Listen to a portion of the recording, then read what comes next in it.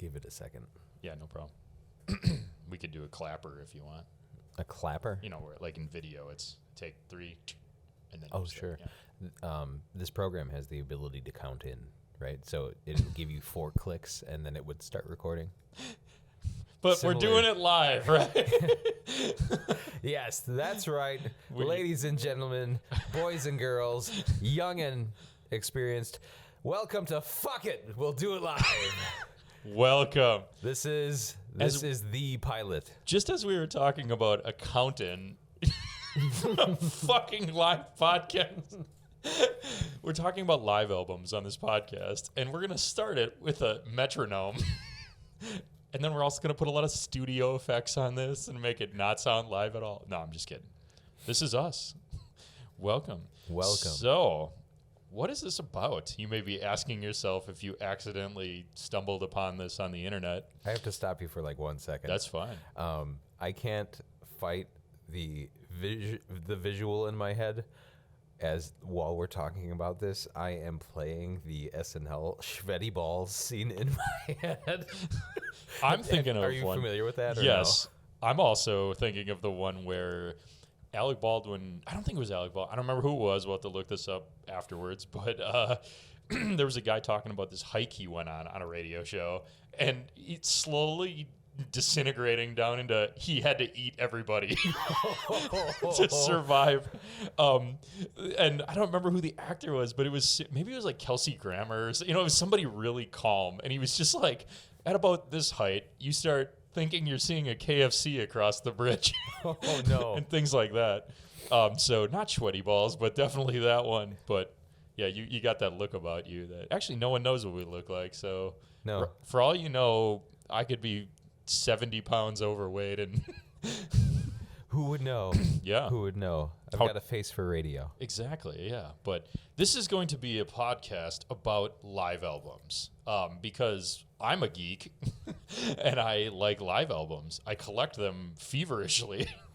And my collecting has actually turned into making a giant playlist also of my favorite live songs, whether it's an album I own or one that is just on Spotify that I saved on my playlists or my albums. But it is about live albums and the bands that make them. But why? Why? But why, you may ask? Now that reminds me of a meme of a fat horse that was like sitting all like depleted in the middle of a field. And it says, the top part says, apple falls from tree. And this is Newton. And the horse is sitting there all fat. And it says, why though?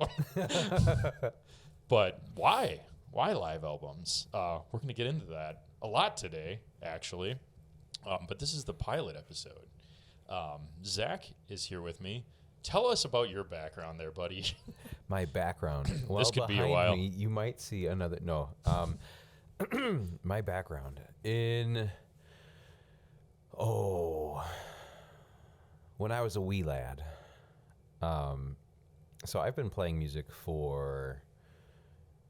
Oh, damn. Probably 15 plus years now. Oh, no. Yeah. Age. Oh, no. And I absolutely love music, live music, and big fan of all types of genres from original soundtracks to classical and some mainstream metal. Like, it goes all over the place. It just depends on the day, right? Yep. So I would also like to mention that while you're listening to this, we know Jack and shit and Jack left town. Like, everything is just opinions here, as far as I'm concerned. So, don't, if we say something, that may not necessarily be true, you start to like fact check us and what have you. Like, just please, don't nail us to the cross. At least drag us to the base and leave us there. Like, but don't nail us to the sucker. I want to die a slow, not public death. So dump me in a ditch and let me suffer. Oh, what's the lyric? There's a lyric. There's always a lyric. Oh, it's maybe by Seether. No. Something in Drag Me to the Wolves or Feed Me to the Wolves? I'm gonna look it up right now. Okay. But I've been, but again, this is all opinionated, right? And we come to the table with the best of our knowledge, right? It's true. Do the best we can to provide what we believe is good, honest information. If it happens to like veer off into something incorrect, well, fuck you. Most of the time it will, so be prepared for that. No. And not really fuck you, but Yeah. So, yeah, Zach, you've been playing music for a while, and more importantly, live music for a while. And actually, I just thought of this. You know, we've been kind of brainstorming this pilot episode for a really long time, 6 days. a whole 6 days. Last week, we didn't even have a computer down in this band space in my house. And now we are podcasting experts, apparently. But we'll tell the story of how you and I met, because we're coming on 9 years. Yeah. I've almost known Zach as long as my wife, which is a strange coincidence, and I don't know how to connect those two things. Oh, I'm glad I didn't have to say that. But we'll get to that, too. But, yeah, so, Zach, you've been playing music for a long time. Lots of different bands, too, and lots of different genres in some way, I guess. Yeah. So it was all over the place. Before we get, I guess, into the talk of, you know, live albums and what have you, I've been playing live for years. Started out in a little less known band called Fuel Pump Terror. I just happened to pick up a guitar. My good friend, and I'm going to continue to name drop this guy like every chance I get, because if it wasn't for him, I don't know that I would have been able to play like I do now. But my friend who I've known since kindergarten, Nathaniel Nelson, taught me how to play.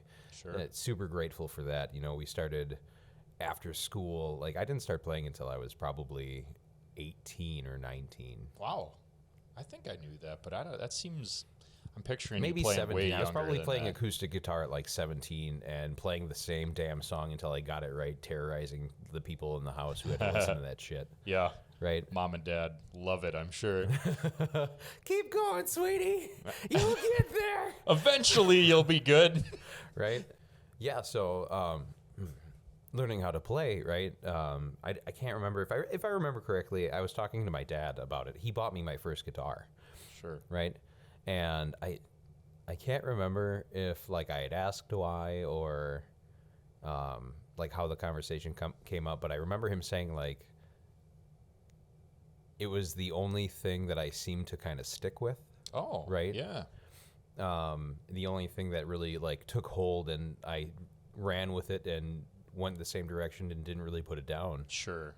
Right? So I guess since we're talking about live stuff, we can talk about gear a little bit too. He bought me a red Ibanez Geo back in probably 2005. And for all you Zennials or whatever Generation Z out there, you weren't born yet. Damn. We'll say that a lot too. Right? We're elder millennials? Is that what Finn McKinty said? Yes, elder millennials. Millennials. That's correct. And so picked it up and ran with it and learned what I could. And eventually a friend of mine from high school, I hung out with him. He played guitar. And I think I happen to have mine with me too. And he's like, I know this drummer. You've got to come and jam with us. I'm putting something together. And so we got together, jammed with this drummer. His name was Charlie, right? We got together in West Bend in his basement. Sure, yeah. And eventually, this high school friend also found a bass player, but the condition was the bass player was going to bring this other guitarist along. Otherwise, he's not coming. Oh, okay. Right? Yeah. So we ended up being a 5-piece like punk ska band. Nice. Right? Something I wanted to be in at one point or another. A ska band? Yeah, a ska band. Yeah, we did a lot of shows with Living Dread. Sure. You can find their stuff on streaming services. Okay. Good stuff. Really loved playing with those guys live. Loved it. When we played together, by the time both bands were done, when we would play together, they played Tequila for me. Okay. We'd buy a round of shots of tequila for like everybody, and like Yeah. they'd play tequila, and it would be a good old time. That is beautiful. It was fantastic. I love it. I miss those guys dearly. Sure. So from Fuel Pumped Air, that band ended up kind of diminishing itself. The bass player lost his job and moved away. So then, not to go down the rabbit hole too far, but I'd like to preface that, when you know better, you do better. Oh, sure. Yeah. Right. Yeah. So things you learn along the way in terms of etiquette and maybe certain situations, Sure. Yeah. had I known then what I know now, right? Yep. Absolutely. Yeah. So anyway, it ended up being me, the other guitar player that came along with the bass player, and the drummer. Sure. And then the drummer started to phase himself out too. And again, at that point in time, he was 34. Okay. Sure.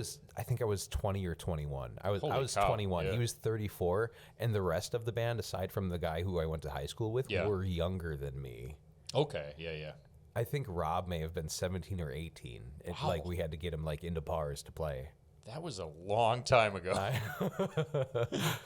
So that would have pegged me as 16 or 15, somewhere in there. If you were, well, no, it would have been like 16 or 17 if you were 20. Yeah, I was only about 3 years younger than you. So. Yeah. By the way, everybody. By the way, FYI, right? And so from there, when everything started to diminish, we ended up cycling bass players. Sure. Right? We put ads out. We ended up with one for a while. That guy left, and Yeah. yada yada yada. We continued to practice, Rob and I, with Charlie. Then eventually Charlie phased himself out, and the group really wasn't the greatest at communicating. Sure. So when I say Charlie phased himself out, we helped him a little bit too, because Okay, yeah. we're fucking 20-year-olds. Yeah. Okay. Doing 20-year-old shit. I can only imagine. Yeah. And so nothing heinous, but it's looking back at it now, it's like, Yeah. I could have definitely done that better. And Charlie was always good to us. He was a good drummer. And so Rob and I ended up continuing to practice together every day. And I found somebody willing to record us through one of the bands that we played with. At the time, they were called Self-Incision, and the singer of that band ended up going on to do other projects as well. And he showed me, or he told me about this other guy they recorded with. And at this point in time, he was in a band called Above Charted Waters. Oh, yeah. Okay. Right. So he's doing that thing. He recorded there. So we wanted to ramp up our stuff. We end up with 20 songs and get recorded. And then eventually that band died out. And then that band, towards the end, is when I met you. Okay. And that was 2013. That was 2013, right? So from the beginning of Fuel Pump Terror, I think it was 2006, if we're speaking yeah. from the very beginnings, jamming in a basement with my friend from high school to its completion. It was 2013, 2014. Wow. And and so by the end of it, Rob and I had been playing together for so long. These songs are second nature, and Yeah. right, and so I paused for that length of time because I don't know if I really want to get into this and if I want to put this in here. Okay. All right. All right. Hopefully you're going to listen back and do some editing. I Maybe. could maybe do that. Maybe. But at the time, when at the end of this band, I was looking for another drummer. Sure. I was looking for another drummer, and We'll just keep it at that, folks. Because I think you know what's coming. yeah. Long story short, again, great guys. Enjoyed playing with them as well. But eventually, at our bass player's last show, he announced he was leaving, and then the other two came up to me and said, "Yeah, we don't think we want to do this anymore. So this is going to be our last show." Okay. And so and I can't, how can I say that? Do we have a bleep button? I don't think we have. I don't think we have a bleep button. I don't hold that against them. Sure. Right. So, I just hope I don't say anything that paints it out to be something it's not. No, I think it sounds like you met me and it was a happily ever after tale of so yeah. Yeah, so then, I was looking for another drummer, and coincidentally, that other the drummer we had broke his arm. Oh yeah. He broke his arm, and I keep forgetting that this part of the story happened. Yeah. So he broke his arm, and I reached out to you. We had been talking already. Yep. And I just wanted to reach out and see what you could pull together, if you'd be down to do it. If not, fine. But you said yes. So we hauled all of our stuff, Rob's amp and my amp included, well before direct in, folks. Yes. And no pun intended. I've always wanted to do that. And the flowers are still standing. All right, that's enough for me. So we hauled all of our stuff to your place, and we practiced. Do you remember how long we practiced for? It was only a couple hours. I think we kind of, because we were just meeting too. Like, I only met the other two members that night because I had met you prior to it all. And you guys came to my house, and it was like, oh, cool to meet you. Welcome to my basement. Why don't you set up that giant amplifier that you've got with spray paint all over it? And let's see how this pans out. See how this shakes out. I might either make a complete ass of myself with this band at the Rave/Eagles Club in Milwaukee, or I won't.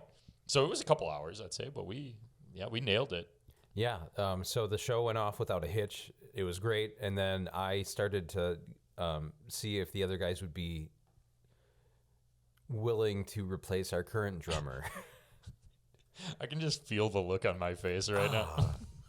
I'm saying these words out loud. That's and okay. Like, I'm getting cringy. That's all right. I'm feeling cringy about it because it's like that's just something you don't do. I hear you. It's okay. What did you say earlier? With your first band, like what if you knew what you know now? Yeah, right. All that philosophy. You do better when you know better. I was an asshat. Just wait for everyone to hear my background. I sound like a nice guy. Probably not. I'm sure all of our listener is going to. I like how you skip the plural on that word. Yeah. All of our listener. And so,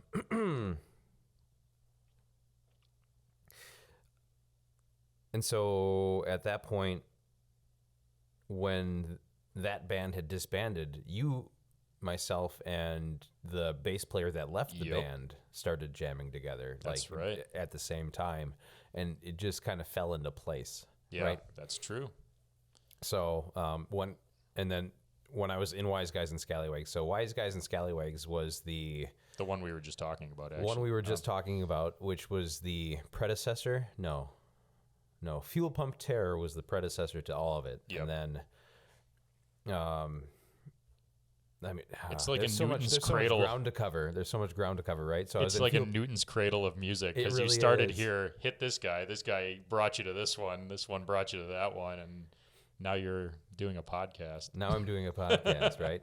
Yeah, it gets even stickier, right? Because in Fuel Pump Terror, one of the guys in that band got upset because I was practicing our songs at open mics in Madison with Nathaniel when he lived out there, right? Sure. So I was doing Fuel Pump Terror and open mic stuff at the same time. And then Fuel Pump Terror turned into Wise Guys and Scallywags, which took the ska out of the punk part of the ska punk band. Okay, yeah. And was primarily punk-ish. Maybe more, I would say mainstream, but and then while I was in that band, I was also in what became Above Charted Waters, the metal band. Yep. Right. Yeah. And then when we met after everything kind of washed away, we ended up in Wolves of Genosha. Yeah, and that was quite a stint. And we still like the guys in those bands. We're not in that anymore, but we still talk to them pretty decently here and there, and they're all doing their own thing. One of them's in a pretty decent cover band actually around here that's getting some shows and getting some traction. The other one was actually already going back to his cover band that had a lot of a following, and that was pretty profound. So, I mean, I don't know how they're doing now, but I do know that was picking up mega traction out towards, where he lives in Madison. So, yeah. So that's your history, huh? Yeah, that's pretty much what I've got. I've got no. That's my live playing history, and Sure. if our one listener is interested and willing, all of those bands are on streaming services. Oh yeah, yeah. My history is a little different, a little interesting. Professionally, I own a multimedia company, so everything that's fun about marketing is what we do, whether it's graphic design or content writing. We're like the construction workers of the marketing industry, while marketing agencies yell at us and tell us what to do, and then we we do what we want to do in addition to what they want. No, my clients are phenomenal, actually. I have the best job in the world in that regard. And I also teach at colleges here and there, just a couple classes here and there as an adjunct prof, which is purely fun for me.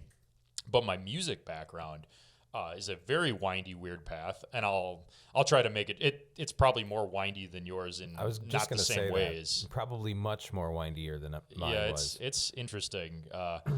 I started playing music way when I was young, but not seriously. We're talking like grade school. I found a lot of stuff interesting. Yeah, go ahead.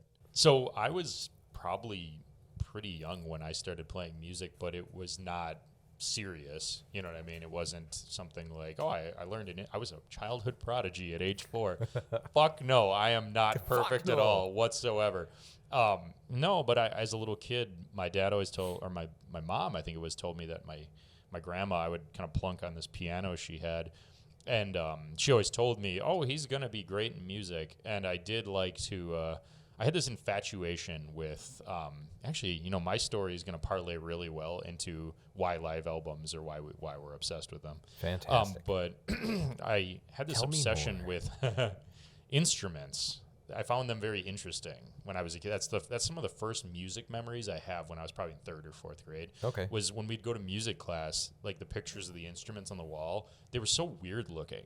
I'm not even, like, they were just so not conventional looking, like a cello. Right. And I low-key, the first instance I remember of wanting to learn how to play an instrument was in 4th grade at my grade school, which was a public grade school. You could start learning stringed instruments like violin, viola, all that stuff. And one of my better friends at the time, I had no idea, but he picked up cello. And he brought it to class after a lesson he had right at the end of the day.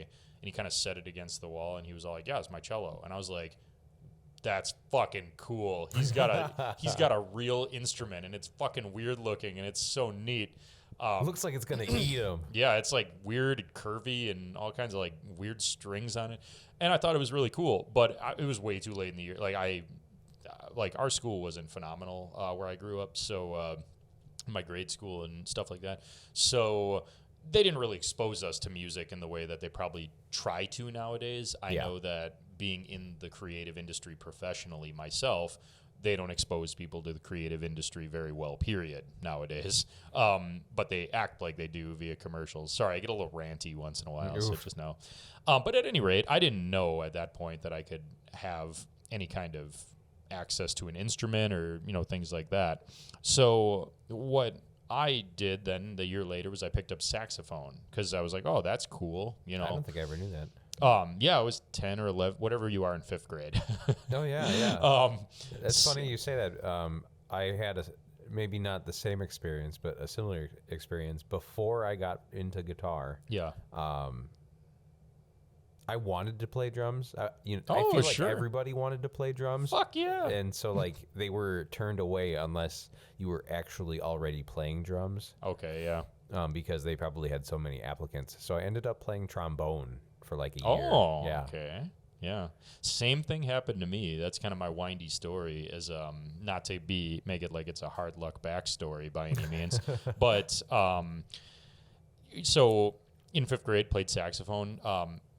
my music teacher was, again, not a great grade school, but she was nice. She was nice, and then be super cranky at the kids who didn't give a shit, obviously. But she was a smoker. Who isn't? She was a smoker, and it was just like, she smelled like cigarettes all the time. So when I'd take lessons from her, she'd sit right next to me, and it was kind of hard to regulate my breathing, like smelling the stank of cigarette smoke. Whoa. God rest her soul, because she did pass away a bunch of years ago from, yes, lung cancer. But don't laugh. It's okay. But she was a good teacher, actually, because she was probably hard on us all and whatnot. I think back to that in hindsight, honestly, like she was a rugged woman, but like she kept us fucking in line in music class, Yeah. But she took smoking breaks before my lesson, and my dad had quit smoking, and I noticed when I was a little younger, after he had quit smoking, it was, God, if I smelt it, I would get sick. Like, It would just drive me nuts. So I was trying to not breathe through my nose and play saxophone, and I don't know if you all know anything about saxophone, but that's basically impossible.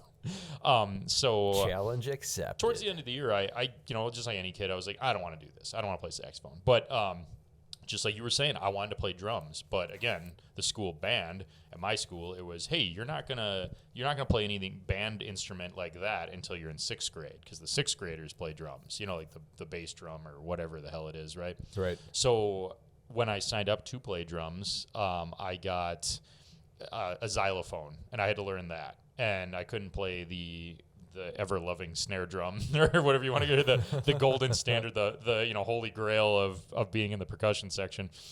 So yeah, long story short, I stuck it out though, because I was like, whatever. But I did get a practice pad, like a practice snare drum pad. Sure. And I would put on. I was just getting obsessed with music when I was quitting saxophone and transitioning to drums. And I remember I got a boombox. Again, all of you born in 2001 and after, go ahead and fucking Google a boombox. Your parents had one, I promise you. While you're at it, ask your parents about 8-tracks. Yeah, and cassette tapes, and how it was to wait on the radio for your song to come on and try to stop it before the fucking DJ starts singing at the end of a Papa Roach song or something like that. Right? Oh, man. So lots of stories. Folks, we're going to have lots of stories about this shit if going. If you don't remember the early 2000s, tell you what, we'll remind you. Yeah, we're going to remind you a ton. We are elder millennials, so get our fucking walkers and our Walkmans, and let's do this. But I was getting really obsessed with music. I got a boombox for my birthday and a couple CDs. My sister got one, and I got 2. My sister got Britney Spears. I think it was Oops, I Did It Again. Or yep. No, it would have been the first one. Whatever. Baby, Hit Me, Baby, One More Time. Sure. And I got WCW's Revenge, the soundtrack. Yes. It had Megadeth, Metallica, Kid Rock, Primer 55 was the band. Oh, or man. something. Yeah. I haven't heard that name in a long time. Tons of shit on that. I still have it on this computer. And I remember then it just opened this door. And we also had, right before you become a teenager, we started having school dances every Friday at this like community center. We'll say it was like attached to a church, but they were playing Christina Aguilera and all Backstreet Boys, and it was like we were getting to slow dance for the first time with chicks. Music was so much bigger to me when I was first learning drums than just I want to learn drums. It became that as I got older and realized this is my instrument. But man, it represented all kinds of shit to me. You know what I mean? Like that's absolutely. So I would be in my room plunking around on that practice pad, totally not in time to Travis Barker and Blink-182, and stuff like that. Like, because I would just save up allowance and buy an $18.99 CD from Sam Goody or you got Walmart. Money when you were a kid? Not unless I cut a lot of grass, and it took a while because my dad only gave us like a couple bucks for like a what would you call it, allowance, if I actually did shit for him, and so that's like the joke. I didn't do shit. All summer, I would finally be able to afford an album back then, but all you don't know what that is because it's streaming boners nowadays, and but. Yeah, so I picked up drums, and then very similarly again, got to middle school, wanted to try jazz band. Couldn't try jazz band because they had one drummer, and he's going to continue to play drums for the jazz band, and I'm going to do jack shit. I'm going to join choir if I want, or music exploration class, right?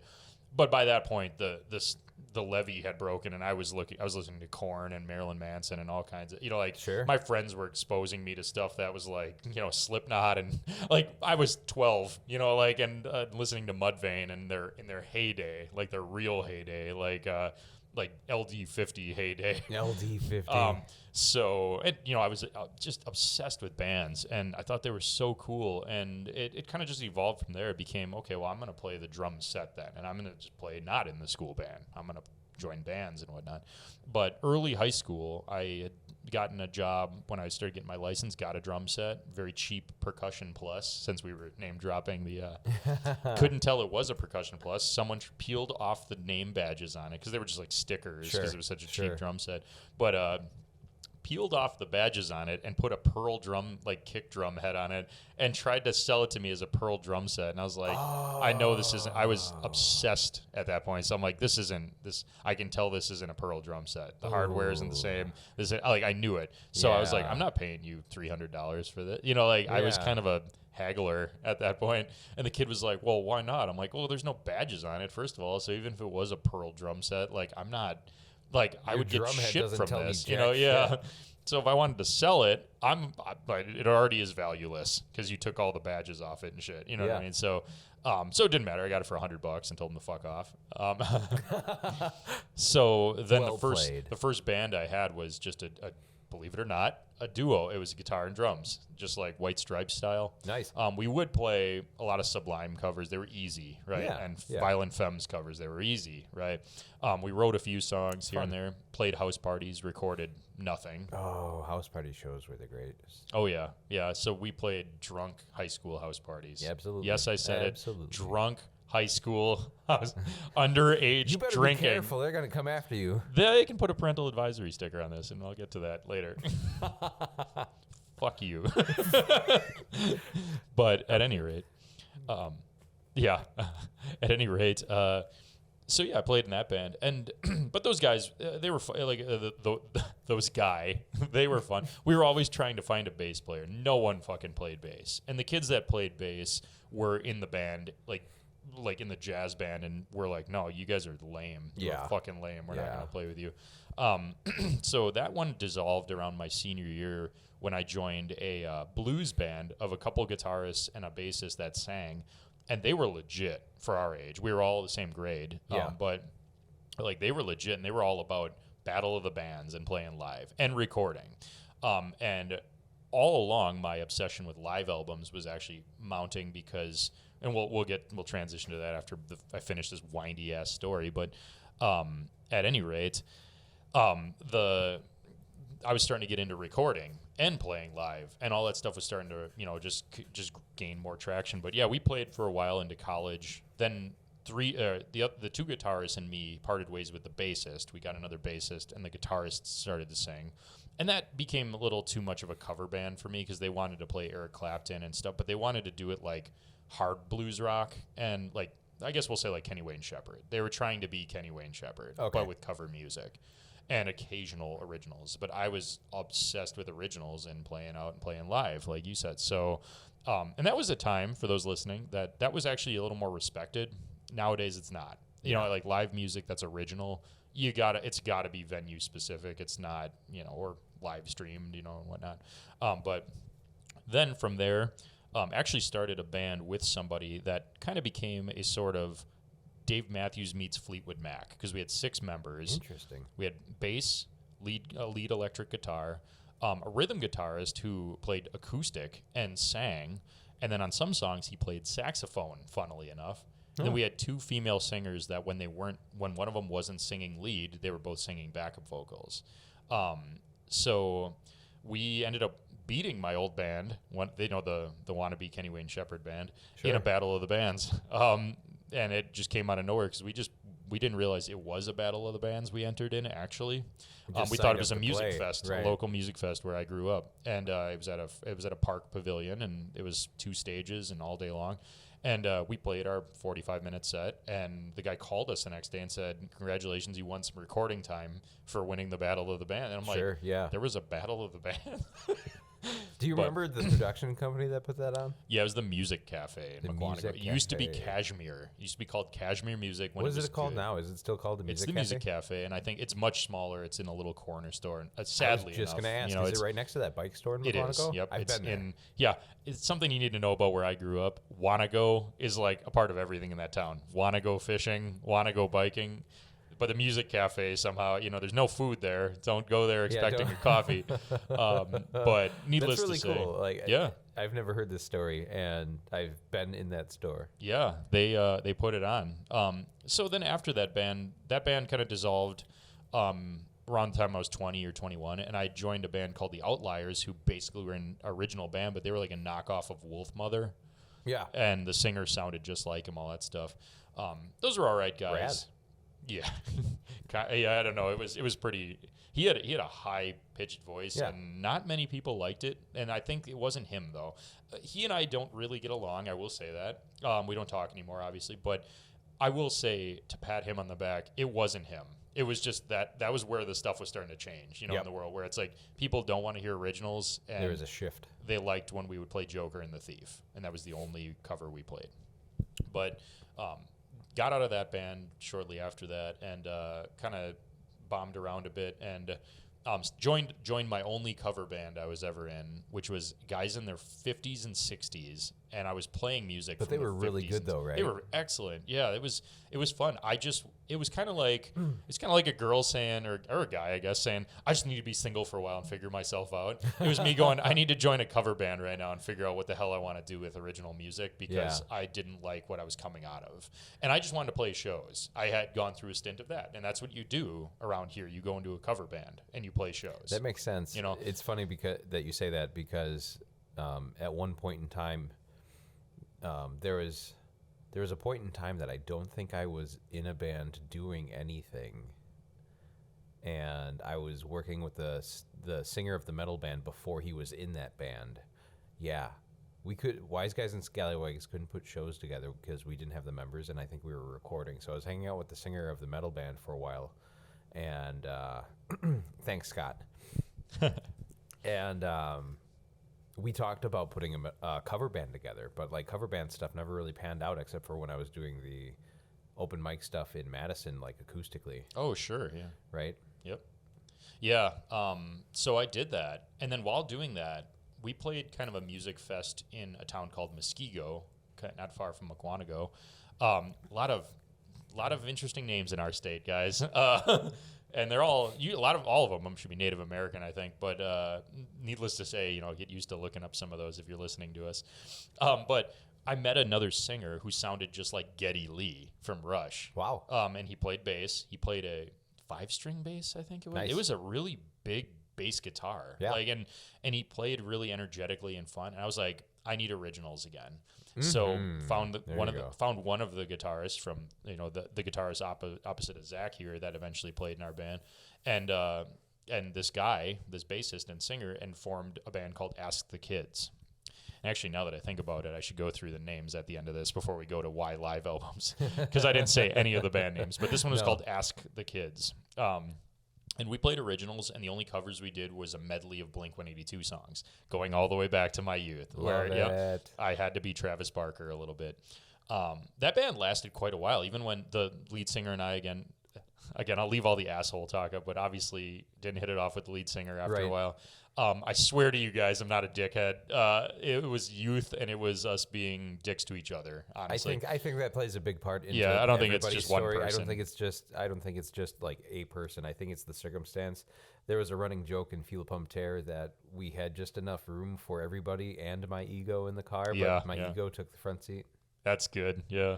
So that band dissolved around the time I met Zach, actually, because we kept it alive from this is fall of 2011 to spring of 2013 with a new bassist, new singer, all kinds of stuff like that, recorded stuff.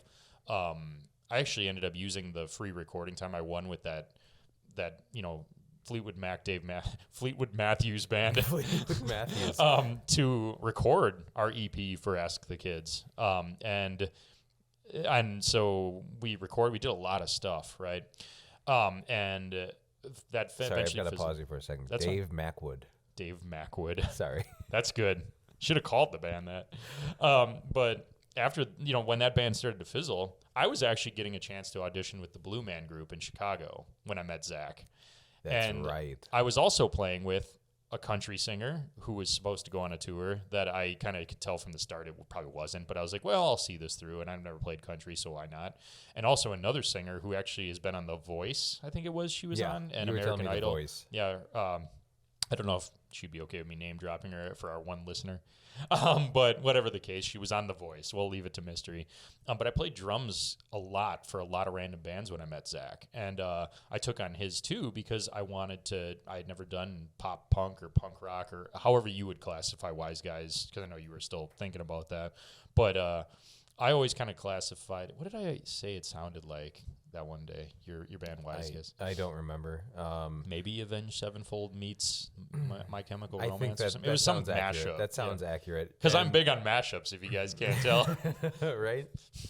Yeah. Dave Mackwood. I'm hesitant to call it punk because, like, when you say Yeah, it punk, wasn't people punk, think of yeah. like people think of the Misfits. Yeah, it wasn't that. Right? It was more It's- melodic, way more interesting to listen to, and way more melodic. I always made sure to like put the alternative like tag on it. Yeah. Like it might be alt punk or Sure. Yeah. if anybody decides to do any investigating to find out what it actually is, feel free to reach out at noneofyourbusiness.com. We'll get the social going. This is the pilot episode where it's a little longer and a little more exciting to hear about who the fuck you're listening to, right?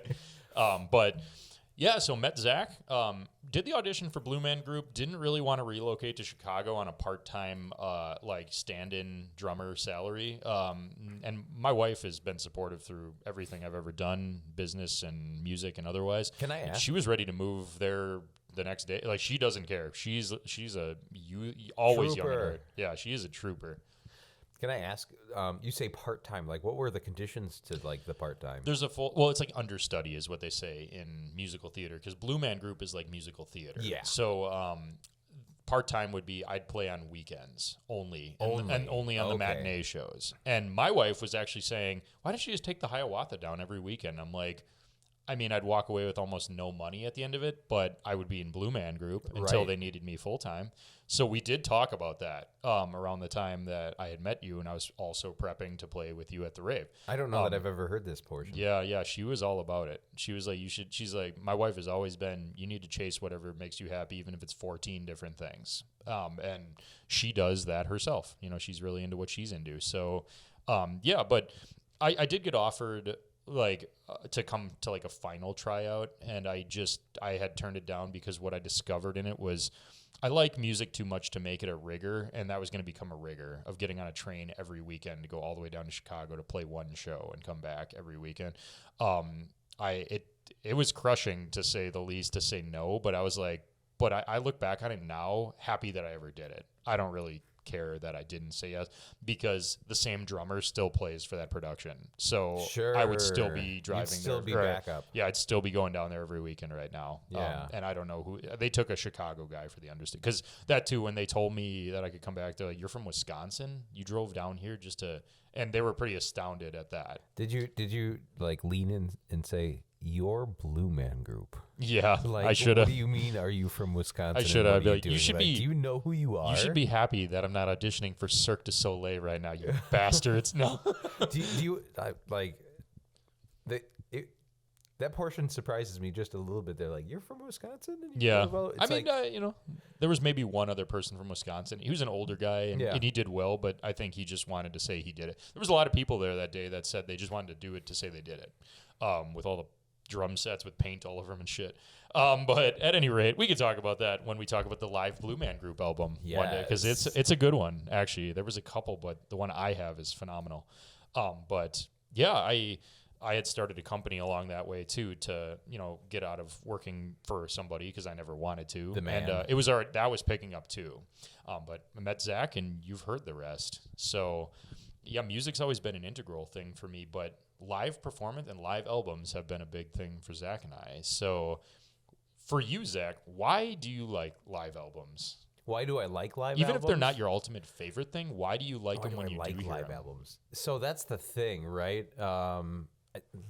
If I had to think about something, if I had to think of a live album that I didn't necessarily enjoy. This might take a moment, but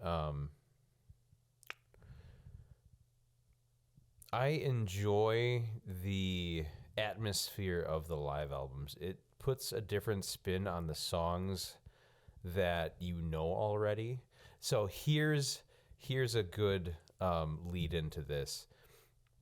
I love live albums because I love live music. And when I was growing up, the first CD I ever got, I got it from Saint Nick. I don't know if the younger that diet bastard. that diet bastard.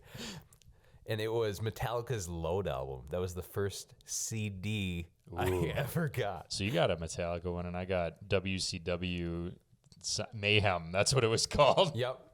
And so, and this is a precursor to, to seeing live shows, right?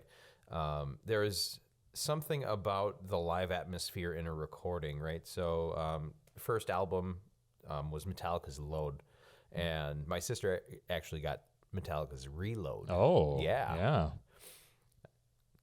But my dad just picked those up like, these are probably going to be good. $5.99. Yeah, what a deal. Yeah. Fantastic. And so, that may have been the year, or this was shortly before I had received for Christmas Metallica's S&M. Mm-hmm. Okay. And what I enjoy about live performances is you can listen to the album as much as you want. That doesn't change, right? Yep. That's static. That's how it's intended to be listened to. Now, I don't want to deter from the artistic factor that, this is the picture they painted, and they painted it on purpose. Like, that's what they wanted you to in a studio in album. a studio album, right? But if we're talking live albums and live shows, back when Breaking Benjamin were doing say club shows at the Rave. Oh yeah. Right? I'd go and see every one of those, and even though I knew all the songs, they still deviated from what those songs were. They drew out like the outro to Shallow Bay to something I would never hear again, because on the live DVD, they didn't play it the same. Sure. Right? You see things and you hear things and you experience things that just aren't in the recording, and that make it that much more. Oh yeah. For instance, there's a show coming up that I'd like to go to on April 3rd. Oh yeah. Yeah. And that band had just released an album, and there were songs that when we went to see them, was it last? It was last year already. Yeah, Incarceration. When we went to Incarceration, there were songs. 2021, folks. When there were songs on that set list there were songs that didn't make the set list because the album hadn't dropped yet, and some of those songs are like, they just rip, and they just like there was a song on the album that had come across, and I'm sure you know which one I'm talking about, but sure. Yeah. Like, sometimes you just hear a song, it's like, holy shit, I wish I could have wrote something like that. Oh yeah, definitely. And it would be great to see that live. So, I mean, that's one of the reasons, or a few of many of the reasons I enjoy live albums and live music. And also, I think I'll let you. Sure. Yeah. We're going to be getting into this because, folks, there are hundreds of live albums going all over the place in this world. And we're going to talk, each episode we're going to talk about one. The pilot episode is a double whammy, just like Zach's St. Nick gift of Load and Reload split between a sibling, where we talk about the one that each of us got into live albums the most, right? But for me, there's a couple things in it, just like my music career had evolved, why I like live albums. And yes, the atmosphere and the fact that they play songs on these differently than they do. But for me, especially because I go see a lot of classic rock concerts with my dad, even pre-Corona and post-Corona now, like America. We went and saw Journey and Toto and new stuff. I've seen all kinds of stuff with him, REO Speedwagon. For me, I started noticing I love live albums. I saw Poison once at a state fair. Oh, yeah? No, county fair. They're coming. Waukesha County Fair. They're coming to Milwaukee with Motley Crue, but I think that's the best contribution to like seeing a close to classic rock band I come to. Anyway, sorry. No, it's all good. That is very awesome. But neither here nor there. Some of those older bands, the live albums that they've put out recently are how I remember them, because I didn't grow up in the 70s and the 80s. You know what I mean? So when I listen to America's live album that we'll eventually talk about most likely, it's like I think of my dad and I think of going to that concert with him now, not how he probably heard it when he was in the military or when they first came out, what he heard now, right? Yeah. Or what I heard now. So that to me represents like a stamp in time of where they were at. Right. Mm-hmm. So that's a big thing. And then the part two for me now in this world we all have lived through with coronavirus and things like that. Right. At the start of 2020, I would dip into my big collection of live albums, both on streaming that I have just saved and ones I've purchased. And it was like going to concerts. You know what I mean? It's embodying that feeling I get seeing them, because a lot of this stuff is quite powerful, you know, when you go see it live. And, thirdly, before we kind of transition to maybe a jam for you all, thirdly, the reason I at least want to do this podcast is not just that it's cemented things in time for the older bands, or that I can experience concerts, you know, when away from concerts, but it's what the band can actually do live, you know, and that means something to me as well. Can they actually replicate what they do live? Right. And for the good and the bad and the ugly, there's, like I said, thousands probably of live EPs, albums, and everything we're going to talk about on this podcast. But also, we're going to talk about a lot of bands that at the time of whatever episode we're recording don't have one, and we're going to maybe discuss. This is a surprise for you. I thought of before you got here. Fantastic. I wanted to do it on the air, quote unquote. Those nights when we talk about ones that you and I very well know should make one, whether we like the band or not. What would your playlist be? Or what would the set list be? The set list. What would the set list be? So we're going to construct a set for one that we would want to hear. Yep. From album. Whatever band is not making one for some GD reason. Dude. And we'll pray to everything that we get special guests on this podcast eventually from some of these bands and whoever we can possibly talk to. That is a great idea. Whoever we might have up our sleeves. I own a media business. I should be able to pull some strings maybe here and there. We'll see. Be able to do something with that. I may be able to lie. But I'd like to springboard off of what you mentioned earlier in terms of live albums. You know, the embodying the feeling you get. One of the other reasons I enjoy live albums is because generally you get the best one, right? They may record it multiple different times, but they're probably going to pick from a catalog of XYZ. Oh, yeah. And the best one's going to make the cut, right? Yeah. And not only that, but for instance, with one of the albums we'll be talking about, it creates a circumstance where somebody like myself back in 98 who couldn't go to live shows. You were alive then? I was alive in 98. I got this live album of one of my favorite bands, and it was set in a place that even now, don't know that, I mean, for a one-off concert, I don't know that I'd weigh out that consequence of having the money or going to the concert. Right. You know what I mean? Yeah. So it creates, especially back when live albums weren't as prevalent as they are now, you get that feeling and you're at that show. You know, you're at that show. Yeah. There's one of the bands that I enjoy listening to is Nobuo Uematsu and the Black Mages. Okay, I've heard it. He is the composer for most of the Final Fantasy music. He doesn't do it anymore. Yeah. But all of the original soundtrack stuff for Final Fantasy from number 1 all the way up until I think he even had a hand in Final Fantasy 13. Sure. That's him, you know, and a lot of great stuff. Yeah, and I can't wait to talk about some of the ones like that, that if we were thinking of like a composer that we'd want to have play live from a video game or a movie, you know, like where you get a live recording of their of a concert, you know, like an orchestral concert of theirs. Yeah, back in 2004, they came over to the U.S. and played, I think, in California twice.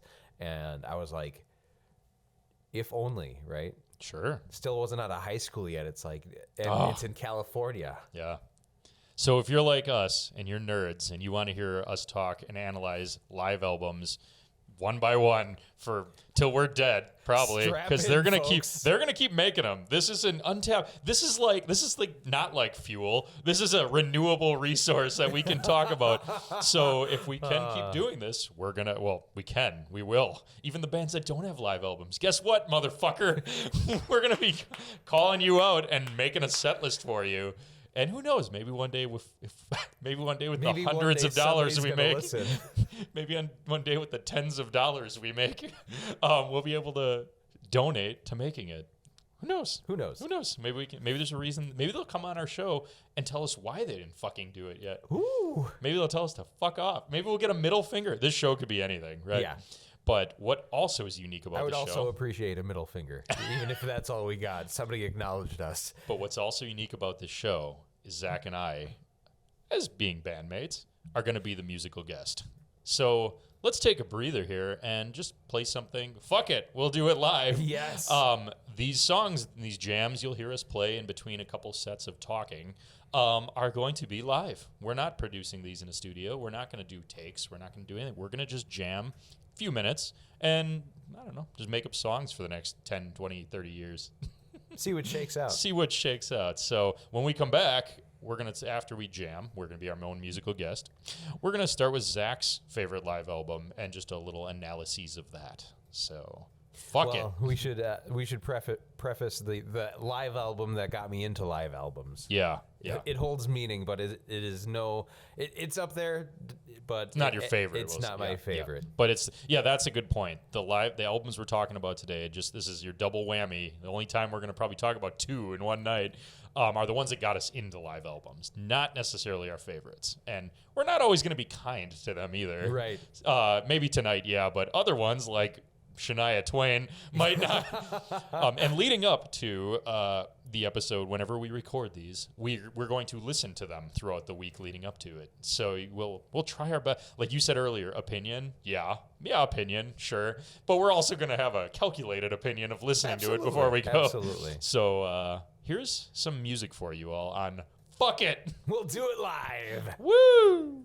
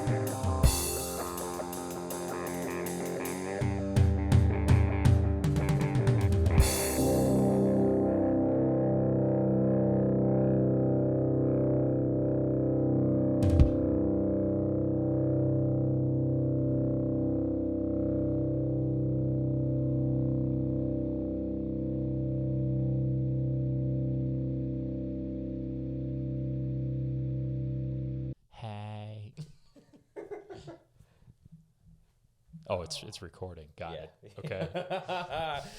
Fuck it. Gotcha. We're doing it live, I guess, right?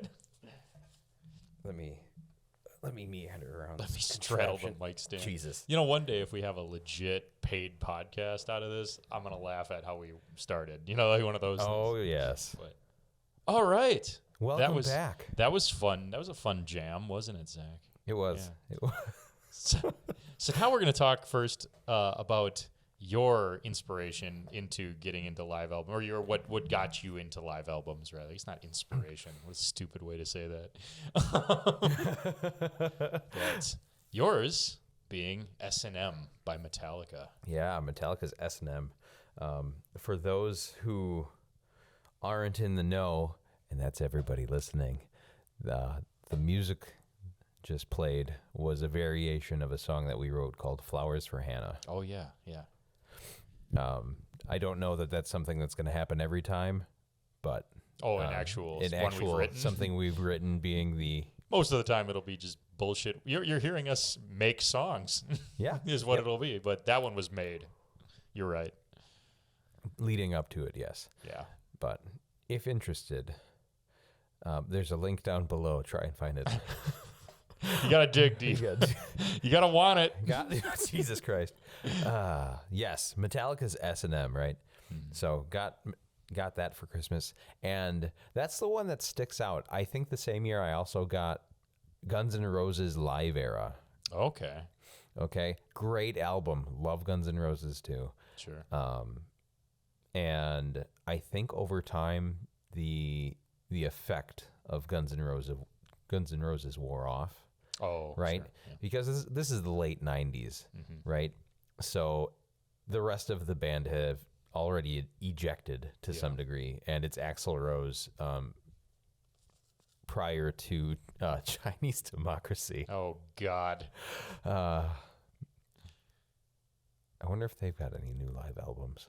You know, I shouldn't oh God this stuff, because we're gonna be oh Godding a lot of The things. whole time. The pluses and minuses. Yep. And to preface this too, you guys are getting like the Sam Goody discount double whammy tonight, because like I was telling Zach, we're gonna talk about why these ones inspire us, but don't you worry, we're gonna revisit these in depth for full episodes later. That's right. on. So, but yeah, Guns N' Roses, but S&M. Ooh. Yeah.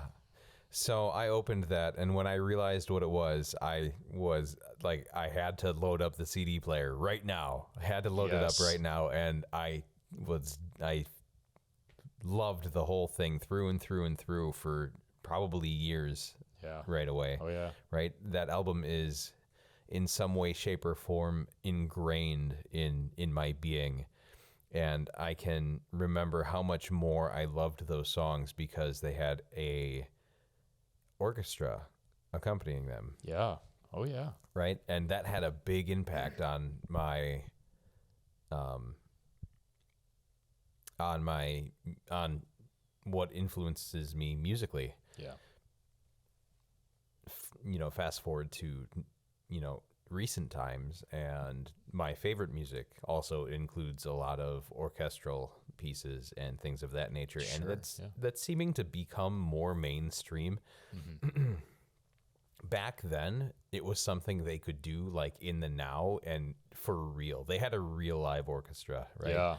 And to record an album like that, you had to bring an orchestra in the studio, which is like, you can't see me, Tiniest violin in the world? Is that what that is? No, I mean, you can't see me, doing the money symbol with my fingers, but that costs some big dollars to get an entire orchestra in there and do, what you want them to do. So like that was a staple at that point in time. And now with modern technology and fun programs like Contact and sampling, the ability to sample things, it's become much more common to come across that in an even studio album. And as a drummer myself, knowing like Roland Octopads and things like that, when I have done drum offs and things, you can sample a lot of stuff too on that, where I just hit it and it does whatever was on the original album. You know what I mean? Like Yeah. that sort of thing. Or like those contact libraries can be loaded in somewhere I can just hit it with my stick and it does it right when we need it to. It's Right. not, you're absolutely right. And S&M, there's a live album where they hired an orchestra, the San Francisco Symphony, was Yep. it? Yep. That's what it was. That's right. That's why it's S&M. Yeah. And all you folks out there too, don't you worry. We'll do one on S&M 2. Yeah. That's a different Oh, that's a different day. That's a different kind of anticipation. We'll do a full length one about S&M 1 first before we do S&M Yeah. 2 because holy shit.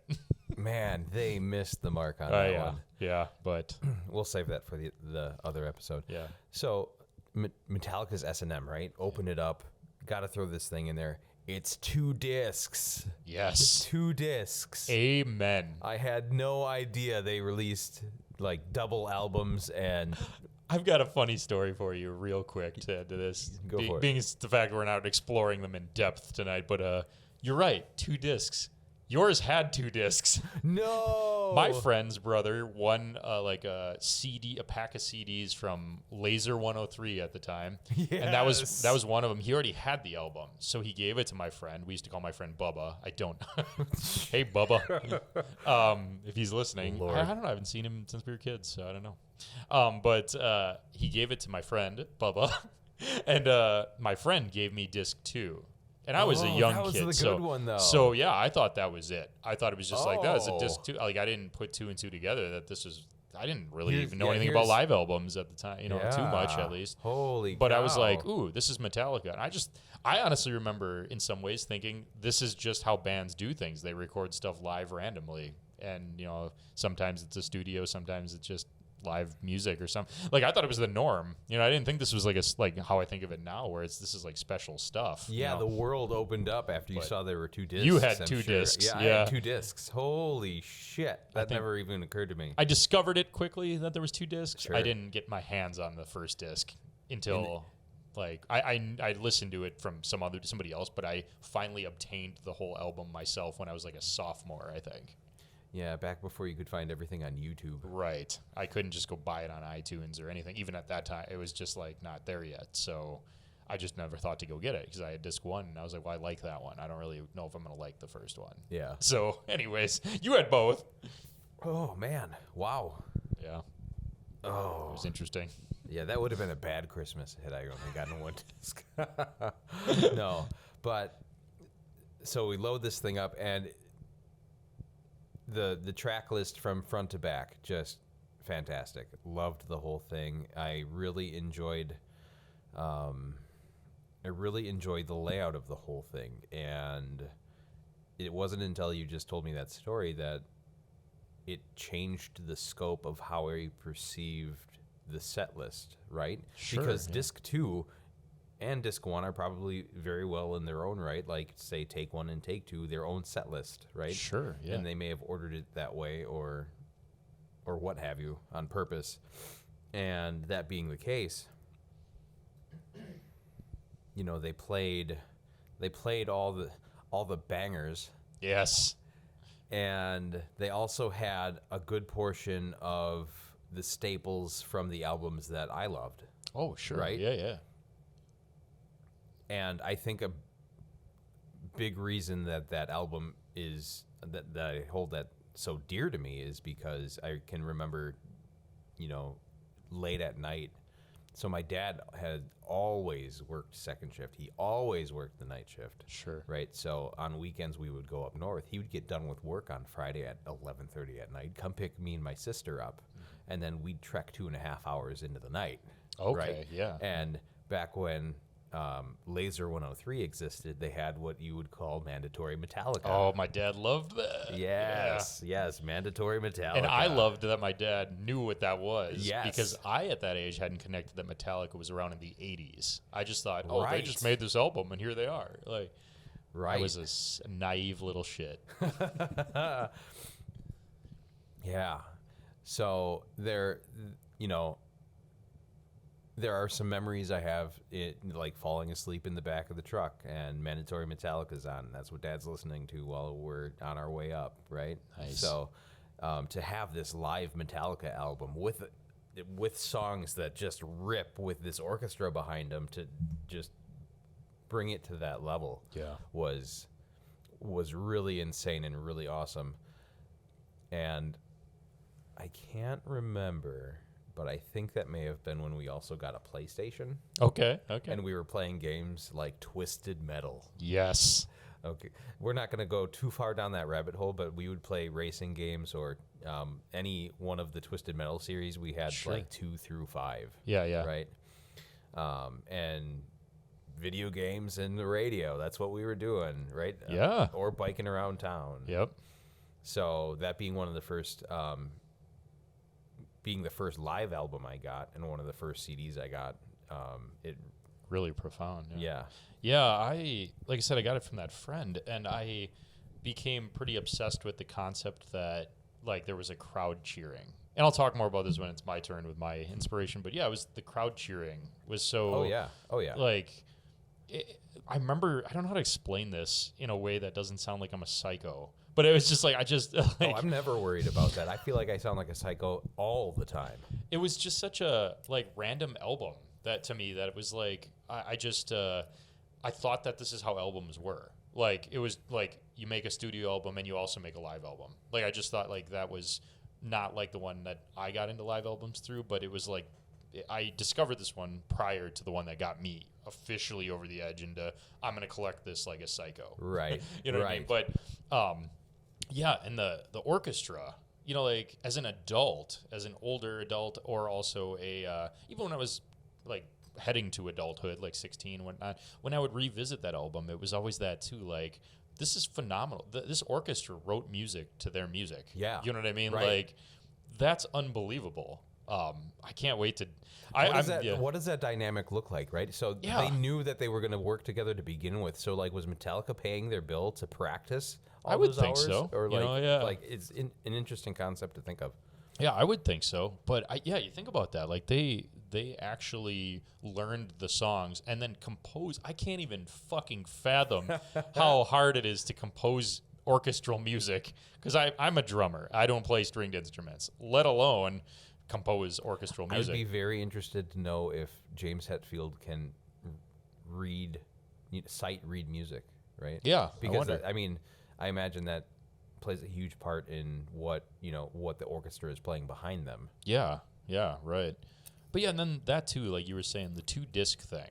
Like when I discovered there was a second disc, that was long before I actually got it myself. Yeah. But discovering that, I'm like, that's why. But also to the listeners, the younger listeners out there that will maybe hopefully be listening to this in 10 years even, that are 10 right now. Or the aliens that find us after the Earth blows up. Yeah, when they realize the 90s were the best decade ever into the 2000s. But it brings me back to cassette, like VHS tapes. Like, we'll laugh about this, but like Titanic, it was on 2. Because it was too damn. That's right. It was too damn long. The amount of tape here is too damn high. I have a fun fact, but yeah, go. Were you finished with it? Yeah, I just think it was like, I think in my youthful head, I guess what I was getting at was that it needs 2 discs because it's so long. Yes, and this is one of those moments. I've read some articles. Don't know how much is 100% true or not, but. Back in the 90s, Philips was working with Nintendo to create a console that worked off of discs. But because of the size of the game, they ended up going a different route. I cannot remember like the dirty details of that section of it. Yeah. But eventually Philips went and worked with Sony because the game size was too large, and they had to find different alternatives of being able to make the games into one unit like they did on the cartridge for the Nintendo 64. Sure, yeah. Sony went another direction for games like one of my personal favorites, the Final Fantasy series on PlayStation, and eventually when they got to PlayStation 2, everything was on one disc because it could hold all the information. Okay, yeah. PlayStation 1, the series on there, branched across multiple discs. Gotcha. Final Fantasy 7 was on 3 discs. Final Fantasy 8 was on 4. I think I remember that. Yeah. Wow. So, and it was because of the game data size, right? Yeah.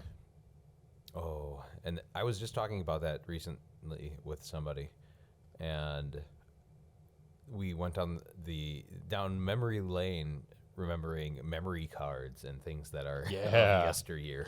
Yesteryear, definitely. So, but yeah, it was because of file size and being able to store how much on one disc. Yeah, that makes sense. Yeah.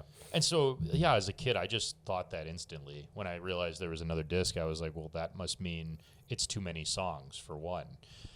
Another thing remarkable about Metallica themselves, that as a kid I kind of found interesting was I was listening to pop music too, and I was Sure. like 11 or 12, 10 or 11 when I got that boombox. Yeah. I thought hard rock I was already being exposed to. Classic rock, my dad had already showed me, like Supertramp and Pink Floyd, and I kind of got the idea. I hate to say it that way, but I get that. Oh, yeah. But they weren't horribly long songs. I feel like that's the best you can do for that situation. If you didn't grow up when that music came out, like, you can get as far as getting the idea. Yeah, because you that didn't was live about in it. that Yeah, time. because my dad was my dad used the word timeless all the time, and I never got that. As a kid, I didn't understand what the fuck timeless meant. Like, why is this music timeless? With S&M, I can see not only that, but I started discovering songs don't have to be 3 minutes long. No. And I think that was a live album thing too, where I discovered now as an adult that has collected dozens and dozens of them. I'm like, a lot of songs go on for 10 minutes, and they originally were 3, but they jam, they do this on live album. Like, we'll talk about this one episode, but Queens of the Stone Age's live album. Yeah. They do have one. And No One Knows is like 10 minutes long because he Sure. kind of goes into this real off random jam. But Metallica, their songs were longer, and there's guitar solos. Yes.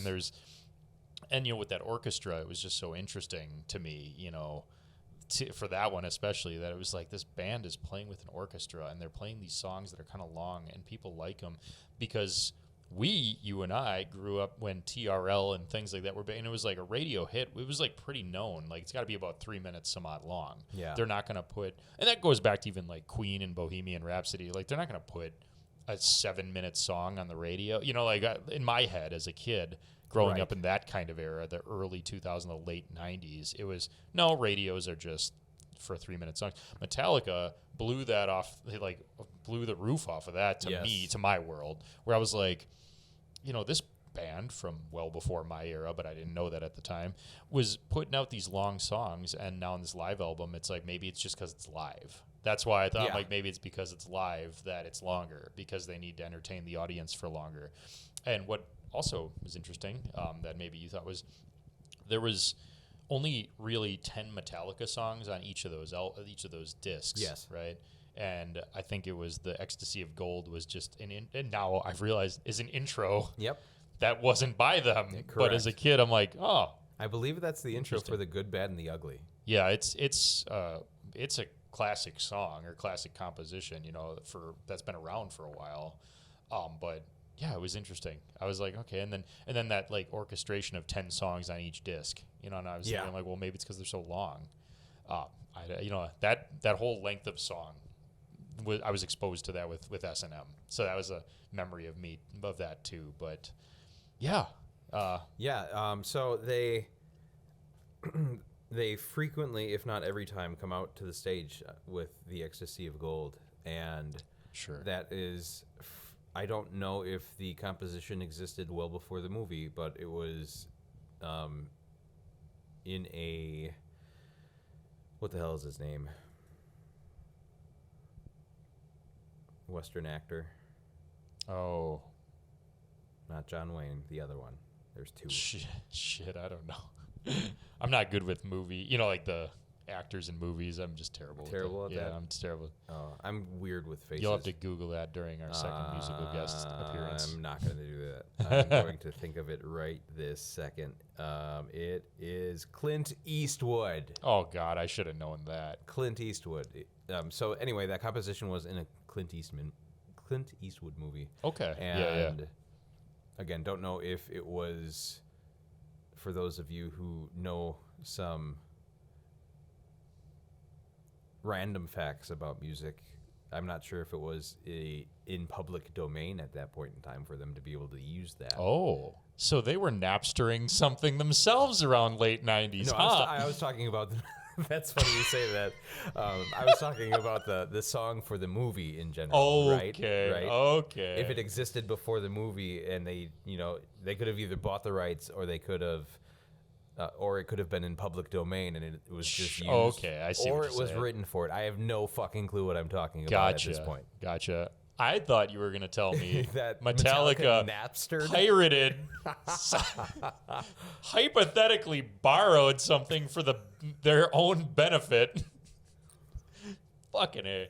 I do have to say this, though. When I listen back to, and this is just a little rant, but when I listen back to S&M nowadays, and I know you're not a drummer, so you're not in a lot of like drummer blogs that I'm into, and I'll read them and stuff. Sure. Everybody, it's one of two people go into these groups. Okay, it's the people of fuck Lars, he doesn't play on time. Okay, Kyle. And then the people that are like, I don't know why Lars gets all this flack, and then the fuck Lars people that go under it, explaining in some goddamn scientific way why they think Lars is bad. And quite honestly, this kind of goes to this pilot episode. Live albums, Giga Chad. Yeah, live albums are not perfect. No. They're not supposed to be. No, they're not. And I'll touch on that with be. my what got me into live albums after our I'm next excited. performance. But I'm excited for that one. But what I want to actually ask someone, like, what the fuck do you think? You think that he isn't playing in time? You know what's not playing in time is if you literally move a drum beat off time with something. If he was not playing in time, I hate to say this, as a drummer, it wouldn't fucking go. Right. I don't know if you've ever seen Whiplash. That was the movie with J.K. Simmons and Miles Teller and stuff. I have yet to see that one. But the cliche, I don't have to get into that, but the cliche is he's like, are you a rusher or are you a dragger? That's what people mean, okay? Everybody listening, that's what everybody means about Lars. Is he rushing or dragging? That does not, and I'm going to repeat this at the top of my lungs, that does not mean he's off time. Off time is the band has to fucking stop because he's literally playing so fast or so slow that they're not even on beat anymore. Metallica plays phenomenally like on beat, in my opinion, with whether he is rushing or dragging. Yeah, that's a debate. I can see that, right?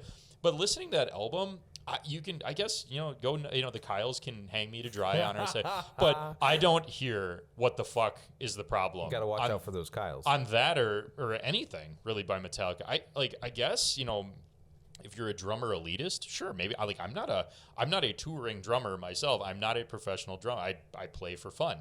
And I play to a metronome. I practice to a lot of songs through Spotify and through stuff that I run through this electric kit I'm on. But I don't get why we're getting, these elitist drummers will say Lars can't keep a beat. He's maybe rushing or dragging, but on a live album like S&M, that's the beauty of it. But I have to hand it to, I don't fucking hear it on that one at all whatsoever. I don't hear shit. No. I hear a drummer playing. Maybe there's one or two parts where you would call it a flub or whatnot, but I wouldn't. I mean, come on.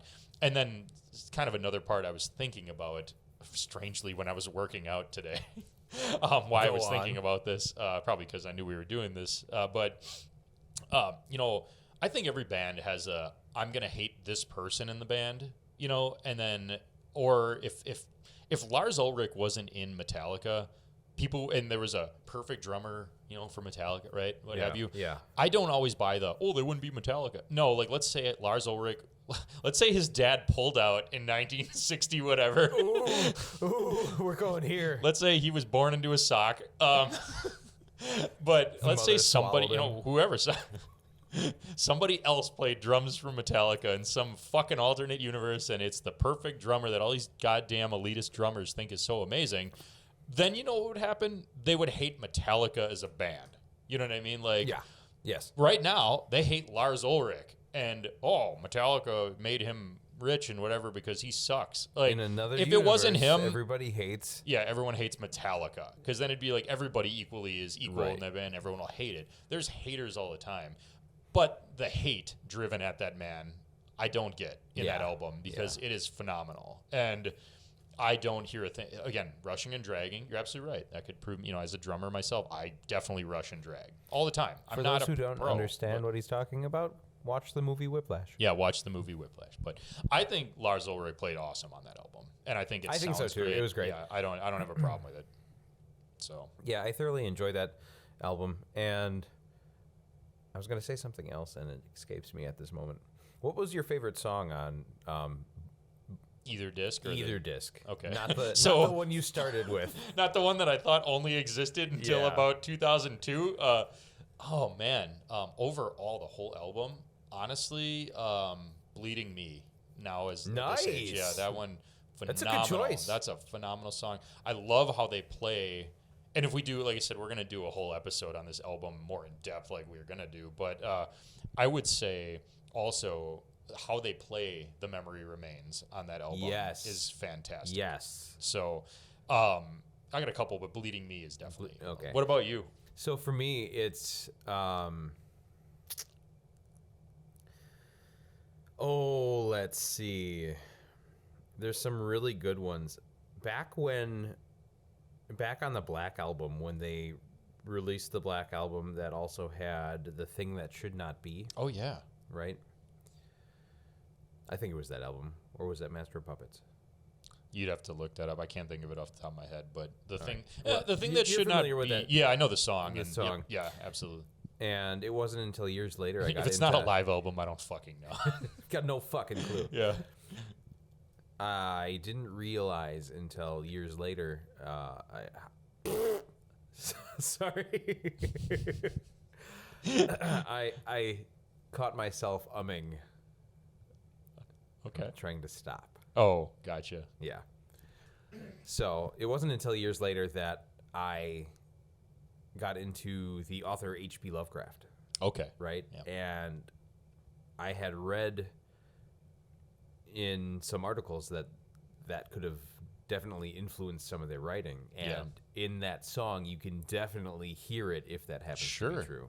Oh, I'll have to check out the lyrics to that one. It's they're really good. It's really dark, and that song is already like in studio. They typically record in standard. Yeah. Or at least they did earlier on. Mm-hmm. Don't know if they still do. But that song they recorded in a drop tuning. Oh, also. Okay. The studio version. The studio version they recorded in a drop tuning, and then live they play in a drop tuning, so his voice doesn't have to reach.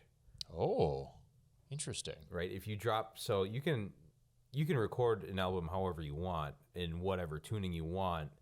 But you have to, your voice, if you're the one singing, your voice has to accompany that. And the way to make up for that live, or one of the ways to make up for that live that is an auto tune, is to drop the guitar tuning, right? Ah. So they did that on S&M then? Yeah. Yeah. Because I don't know jack shit about guitar playing. Yeah, I go to you for all that. So mediocre at best. But what you could do, if you know nothing about guitar tunings, is take a regular guitar in standard and start noodling around on it, similar to the way you practice. And if you're playing it and it sounds off while you're playing what you think are the right chords, then it could potentially be in a drop tuning or lower tuning. So, but that is not my favorite song on that album. It might be...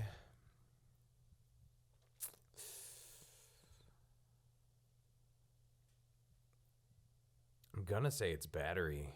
Oh man, I'm gonna say it's Battery. Sure, the closer. Yeah, I like the Master of Puppets album, and I enjoy the song Master of Puppets. But Battery, when they jump right into the solo, you know, with the clean guitars, and that was the first time I'd heard something like that on Mandatory Metallica, right?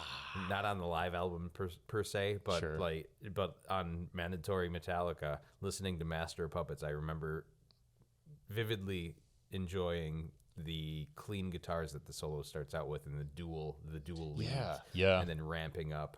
And the explosion into that song. Yeah, the explosion into that song, and then live with an orchestra behind it. Holy shit! Yep, yeah. There was a couple unreleased ones on that album too. Mine is Human. Yes. And No Leaf Clover. No Leaf Clover. And I hear that one on the radio quite a bit, which obliterates my, hey, only songs that are 3 minutes can be on the radio. Right. My little kid me. The one I loved when I was a little kid was Outlaw Torn. Yeah, that was a good one. And I, no joke, liked it because it was long. Yeah. Because it was a long song, and I was like the You flow can of do it, this? how long. Yeah, I'm like, I liked it just purely how it sounded, yes, but purely because it was a long song. And I remember sitting in my room because I was already drumming at that point and thinking of all this like band names that I could think of, for like, I was very, very like, had to get my creativity out all the time as a kid. And I remember sitting there thinking like, I'm like, I want to write a song that's like 9 minutes. I want to be in a band that plays a song that's like 9. I just thought it was so powerful and cool. Like it was very dominating for a song to be that long in my life. And so I loved that one when I was a kid, but definitely overall Bleeding Me, hands down. Nice. Love it.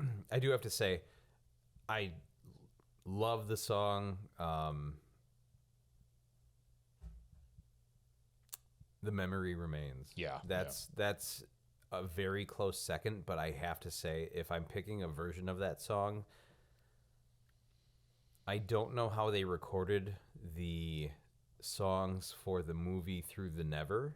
Oh, yeah. If that was live also, I or think if it that was. was in studio. We'll check it out and maybe do an episode on it if it is live. Yeah, we'll it might have be to live. find out. Yeah. My favorite live song by them, hands down, is that version of The Memory Remains off of S&M? Through the Never. Okay. Through the Never. I'll have to check that out. It goes back to what I was saying before with the reaction of the audience and feeling a connection and the power behind the song, and also like shit, I wish I could write a song that has Sure, that effect on somebody. Yeah. Right? Because at the end of the song in the movie, you can watch it happen in the movie, you can listen to it, there's an album, but all the music stops. And I sincerely encourage anybody to watch the video if they haven't seen it. Everybody stops. Lars puts his drumsticks down. He stands up and he's like encouraging the crowd to, sure. right? Yeah. And they're continuing the end of the song.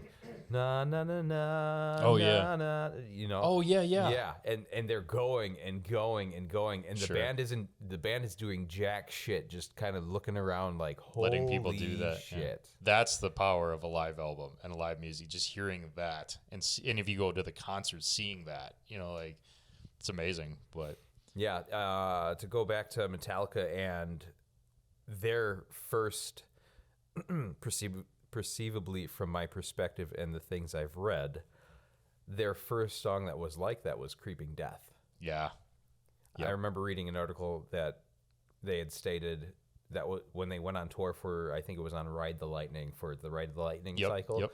that was the first sing-along, quote-unquote, moment they had, was the Die chants. Oh yeah, that's fucking awesome. Yeah. Oh man, so Metallica and S&M, that got you into it. Yep, that's what did it. Sold it.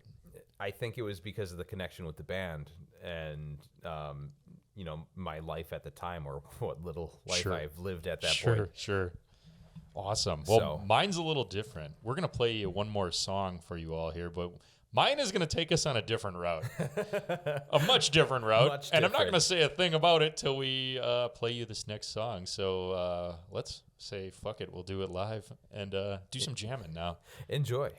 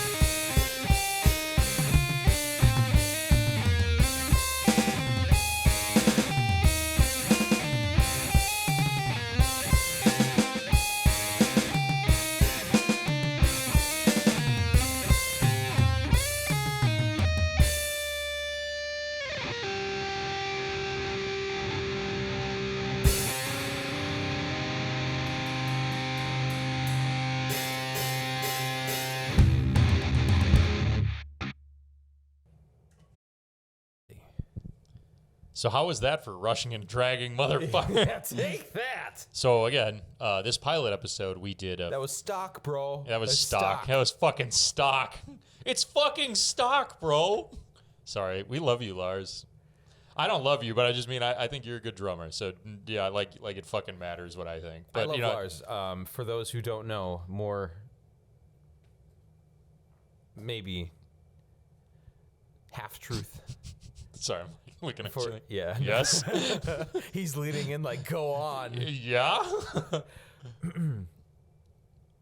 But from my understanding, if it wasn't for Lars, there wouldn't be a Metallica because he got them the record deal. Yeah. Or well, he's tenacious. He got them on their first compilation album, which I think was "Metal Up Your Ass." Yeah, that sounds like something Dave Mustaine would have screamed in 1986. Metal up your ass. Speaking of rushing and dragging, yes. What got me into live albums? My turn. This totally different turn we're gonna take. I can't necessarily. Okay, the wait is over. We'll say that. Mark, turn, Tom, and Travis show "The Enema Strikes Back" by Blink 182. Yes. Oh my lord, was that a foray for me into live albums? That got me to realize that there are more live albums out there. Because again, this is why I'm so glad yours was the inspiration. Maybe this is why we work so well together. Yours was the first live album I heard, but like I said, my weird little kid brain at the time had said, no, all bands are just, this is just like recording in the studio, no big deal. But Blink 182 coming out with Mark, Tom, and Travis show, and me discovering what that even was, I was like, oh, bands do record live albums. Like that's a special thing. Yeah. That's not actually always, they always put these out. Like that is a unique thing. And Mark, Tom, and Travis show for me was very unique. It was this like gemstone I had under it. Like, oh my God, this is so cool. Yes. Like this is so fucking cool that they did this, that they I'd have like to add, a concert on a CD. You know? I would like to add that I had not listened to that album ever until like 2000, and I want to say like the end of Wise Guys and Scallywags. Really? Was the first time I heard that album. You knew it existed. I did not. Well, I knew. No, there like at a certain point around that era, I didn't even know it existed. Didn't even know it existed until I saw it on streaming services, and I couldn't get it because it said something about only being available live for some reason. Okay. And I think that might still be the case. I could be wrong. But Yeah. oh man, my sides were hurting. Yeah, it's ridiculously hilarious. But that I didn't even, as a kid, this is interesting too. For those of you who are younger and don't remember CDs as well, or at all, for that matter, or at all.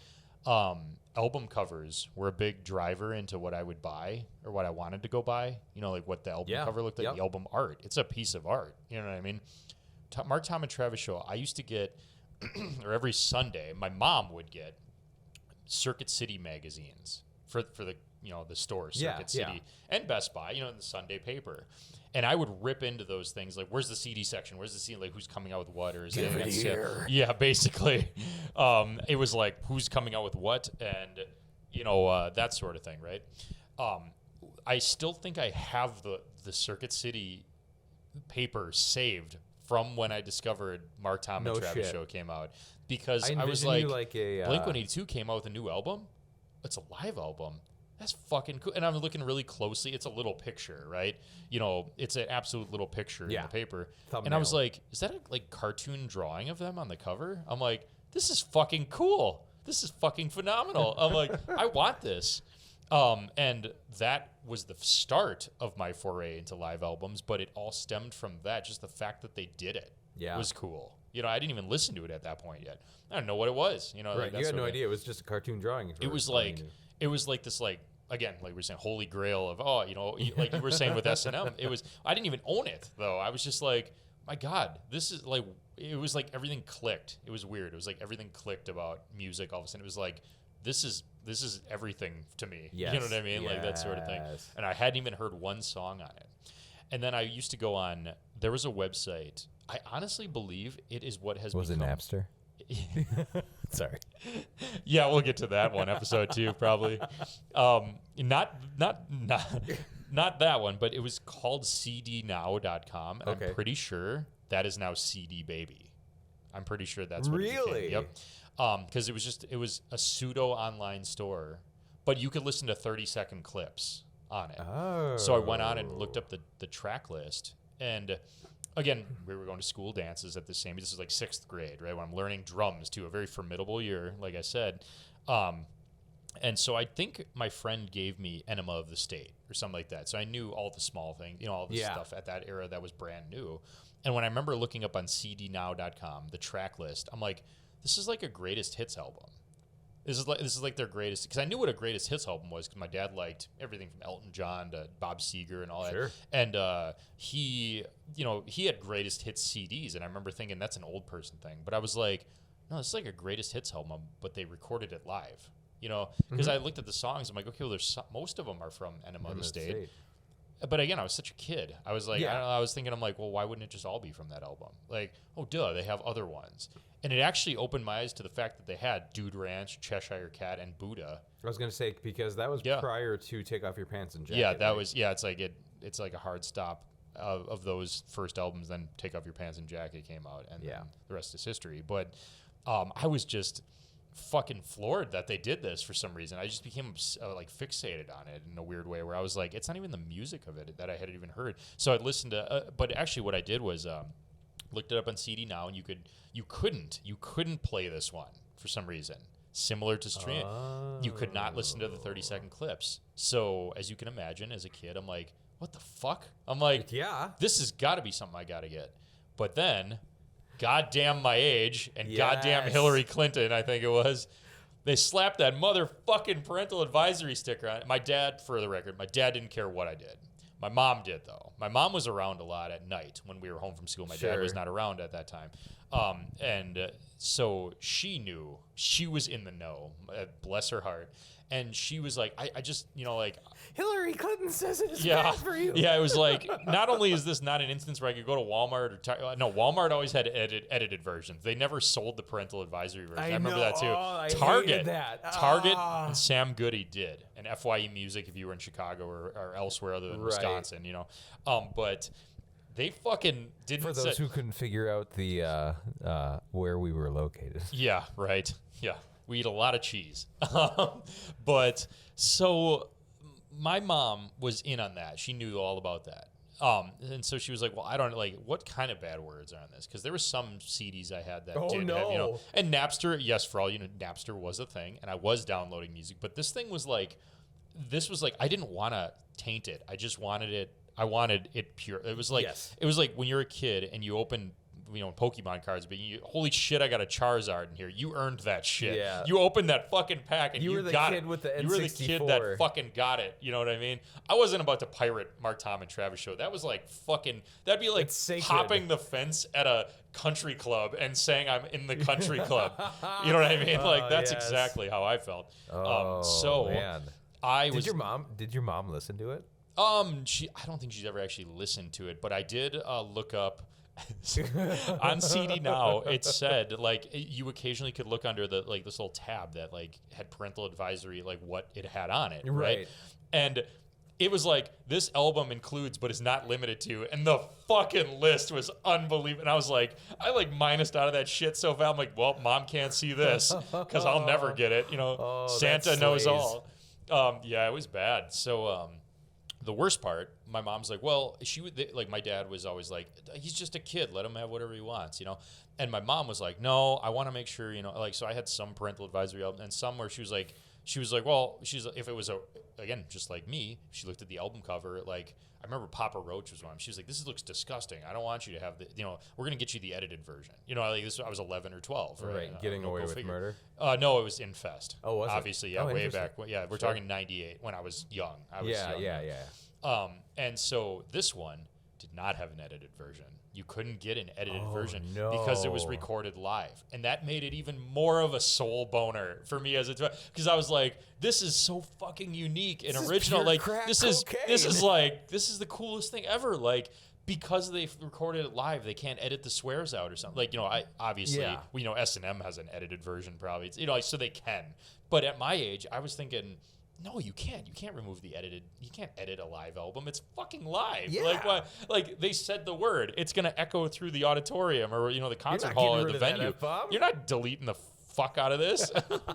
Literally. So that posed a problem because it was okay. If I think that was what it was. If I showed my mom what was on it and she was like, "Oh, okay, that's not bad. We'll get it for you." Yeah. As a parental advisory album, whatever.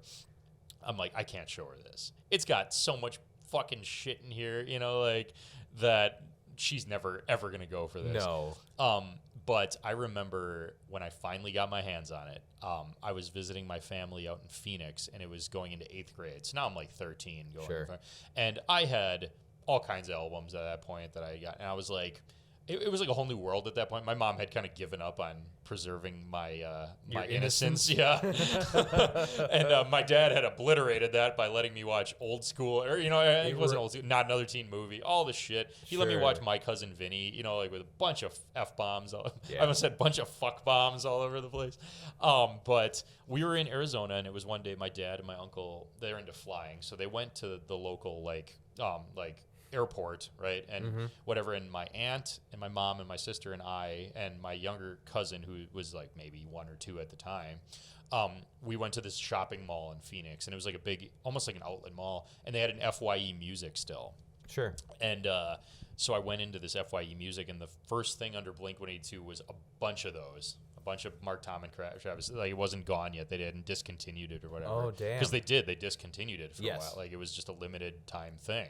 That, again, just keep pumping up the fucking wonder that I wanted.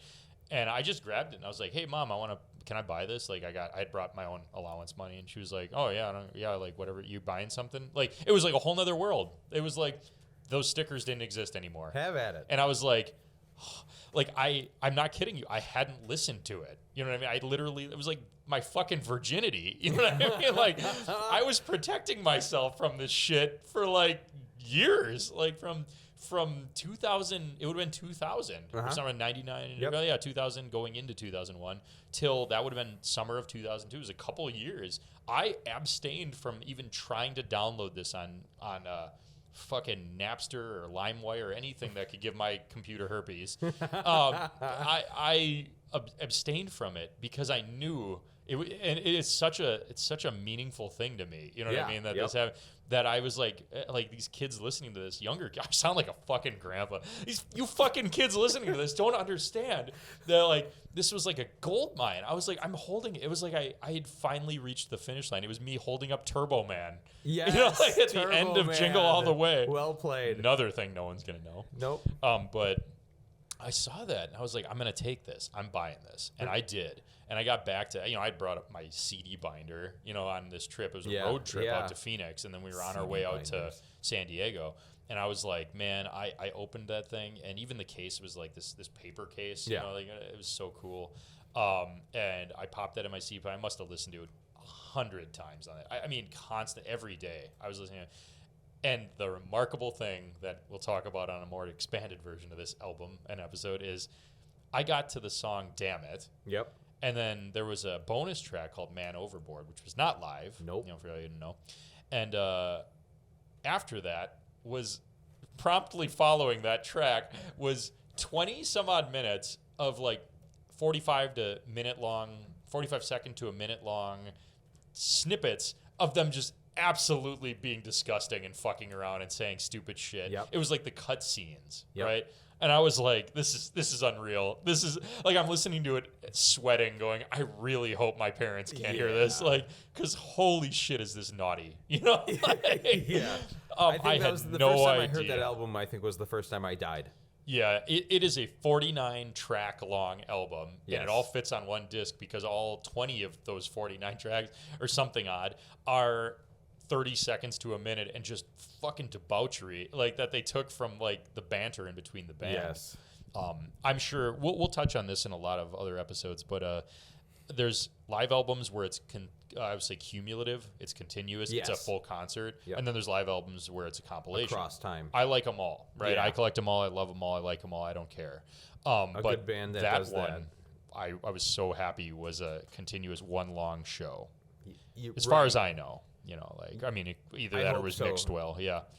Please don't ruin my dreams, by the way, if you know that. No, I feel like that's accurate because I don't know when Travis Barker joined. It was Enema of the State. It was at Enema of the State? Yeah. When was Enema of the State released? Wasn't that like 98? 99? Yeah, 98, 99. And they recorded that, I think, in 99 or 2000. Yep. And I remember reading... Like he's got his own opinions about how he did on that live album. So that leads me to believe that the whole thing was done in one take, right? Because if you recognize that early on, you can kind of correct and adjust, right? Yeah. So, yeah. It was in his book, he said. And that made me... This broke my heart, by the way, Travis Barker, if you're listening. See, we're talking about drummers tonight. I read your book, and all the justice you paid that album was... literally a sentence in that 400-some page yarn about plane crashes and drums and fucking raised claim to fame and all this shit and your family, kids, your dad, your whole career. It boiled down to around this time. I almost have it memorized. Around this time, we recorded Mark, Tom, and Travis Show, in parentheses now, a special edition album where I just played too fucking fast. That was it. That was the only mention of that album in that whole entire book. Holy shit. And I was not devastated, but I was fucking sad. I was like, that album like changed my life in a way. Right. And has set the tone for like one of my many hobbies, even outside of playing my drums, that I cherish and I collect albums. It all was because of that. And he had nothing to say about it. But, it's his opinion, it is what it is, but yeah, he played too fast on it. So speaking of rushing and dragging and all the Lars haters, if you listen to that, like you were saying, like different takes on live albums versus the real one, right? He's going lightning fucking fast on "Don't Leave Me." Holy shit! It's double time, easy for even a pop punk band. It's fucking fast. But yeah, that's all he had to say about it in his book. I was sad.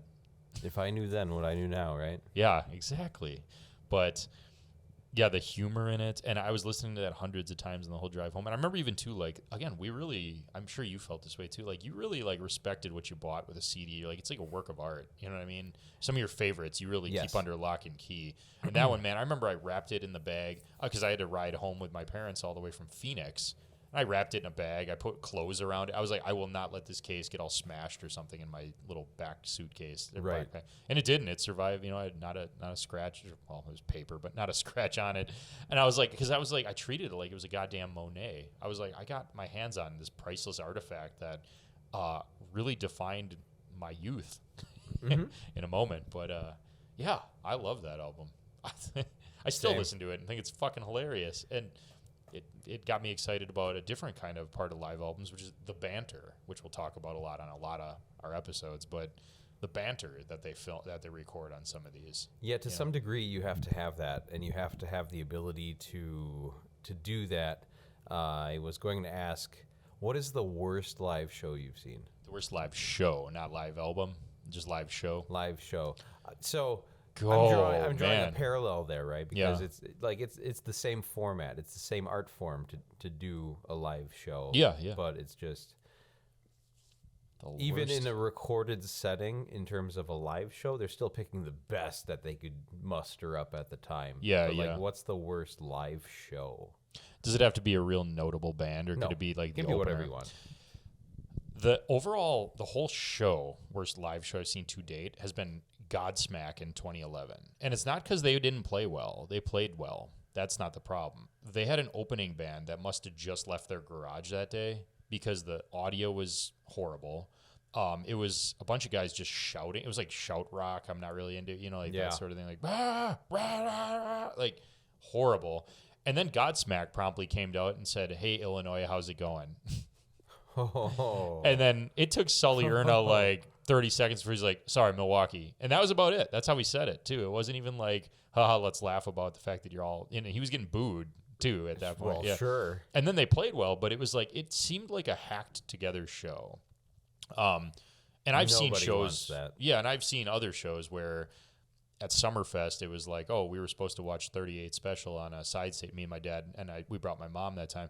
But they got bumped to this way too big amphitheater because the country singer canceled, and now they didn't fill it whatsoever. And we had to buy tickets, and they only played for 30 minutes. I've seen some dogs, right? Yeah. That one was very strangely memorable in a horrible way. Yeah, it was like, I don't know what this is, this band that was opening for him, but this is trash. And then the fact that he seemed like he didn't even give a shit that he was in Milwaukee, it was like maybe they just brought this show here at the last minute, right, in between going to Minneapolis. Oh, let's stop here. We are the flyover state, as everybody says, right? Yeah. So that was the worst. What about you? So kind of a split question, right? I've played worse shows than I've seen bad shows. Okay. Right? And what I mean by that is there's circumstances that play into the question, but in all reality, like, I've been a part of shows that are worse than anything I've seen. And so one good reference is to bring it back to Metallica again. I saw Metallica in 2003. I think it was. No. Yeah. For those of you who want to argue about Lars, go ahead and bring up the snare drum conversation. Oh, I can see that. Okay, I'm not debating that about Lars. Like, that was not a good executive decision, but go ahead. So it was about that time frame. Me and my friends, somebody had bought me a ticket to go and see Metallica, right? And to me, it's like, oh, that's great. I'm going to go see Metallica, blah, blah. And, like, I didn't even register to me. Somebody bought me a ticket to go see Metallica. Right. Like, what is money? I had no concept of what somebody was spending on me to. Oh, sure. Yeah. And so we get down there, and it's Metallica, Linkin Park, I want to say Mudvayne. Either Mudvayne and POD. Holy shit. It's getting worse. And Limp Bizkit. Oh, my Lord. Yeah. I enjoy a little bit of all those bands, but mixing them together, huh? Yeah. So we got there late, and we caught the end of Linkin Park. Sure. We had missed one band. I can't remember who it was. And so we get in, and we caught the end of Linkin Park, and then Limp Bizkit was supposed to go on. Supposed to, We're standing in the crowd. It's like, all right, yeah.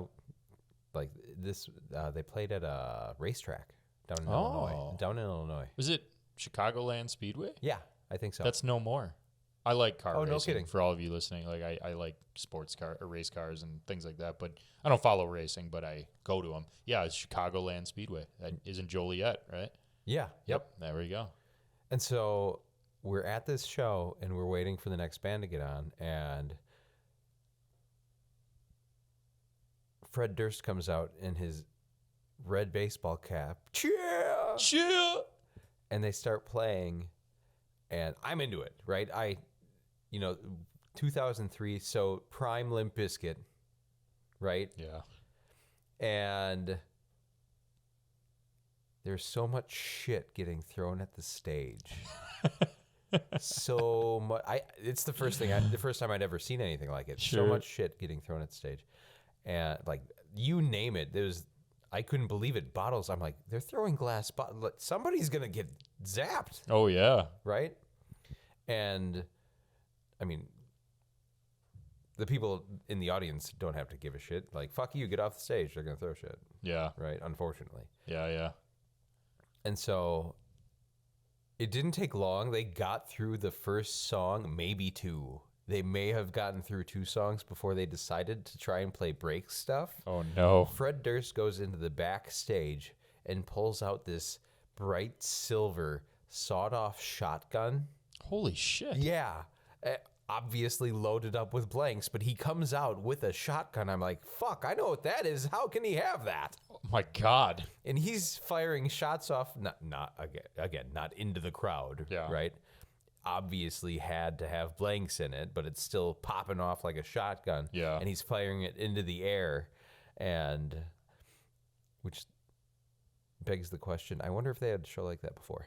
But and so they get through break stuff, and that's it. We had to wait like an hour and 40 minutes for Metallica. Shit.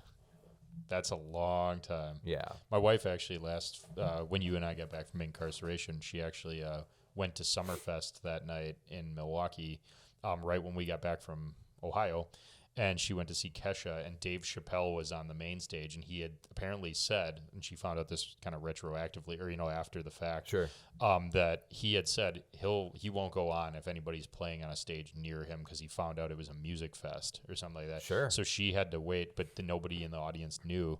And my wife likes all kinds of music, so maybe that's why I like all kinds of live albums, whether it's pop, country, whatever. But she waited for. I remember her texting me because after our road trip, had nodded off on the couch, and I woke up to a text saying she's finally going to go on now, and it was like 11:30, and I'm like, so what's she going to play till 1 a.m.? Yup. My wife got home at 2. Right. It's 2 something. Yeah, it was. Shit. It was, and she thought the show was great, but in my world, it sounds very similar to. I'd be like, this is the weirdest fucking concert, ever. But another one that I had seen, and not due to the band at all, was Black Veil Brides and Asking Alexandria at the Rave. Oh. Yeah. So it was a co-headlining tour. I don't remember who opened up for them. And Asking Alexandria played before Black Veil Brides. Yeah. Enter technical difficulties. Always. I don't remember if they were able to get through one song or not, but the guitars stopped working, and the sound guys spent the rest of their set trying to get the guitars back up and running. Weird. And Asking Alexandria did not play. Oh. They stood up there and they told story. Again, like to some aspect, when you're a performer or entertainer, you've got to have some sort of backup plan. Yeah, right. Right. So they spent the whole time doing, essentially sharing stories and like, and comedy stories and doing like stand-up goofy shit. And they never got to play. And then Black Veil Brides, they eventually left the stage, and then Black Veil Brides were able to come out, and by that point they had figured it out. Interesting. And they played. Interesting. Okay. Yeah. What I wouldn't give to have seen Blink-182 record this album live. You know what I mean? When I think about good and bad shows.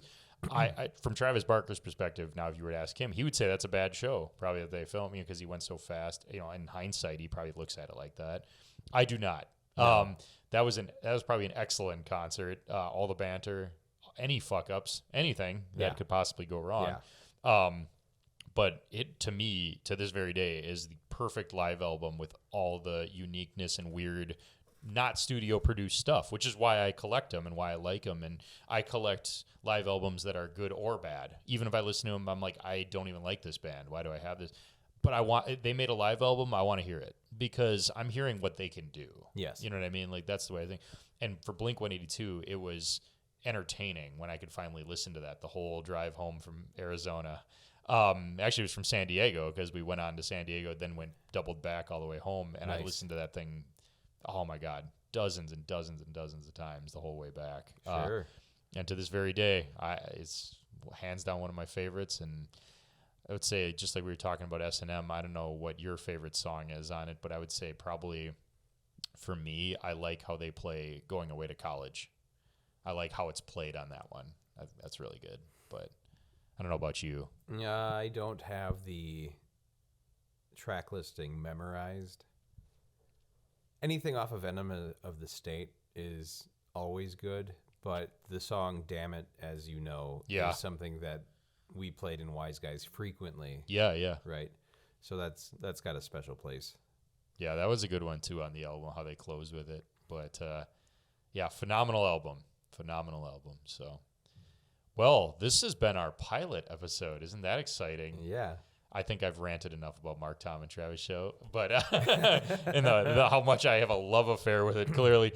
But yeah, we're going to be doing this for any live album we can think of. And hey, the bands that don't have one, we're going to force them to make one by making a set list for them and maybe just talking about the band that night that we pick one of those. But yeah, I'm Brad.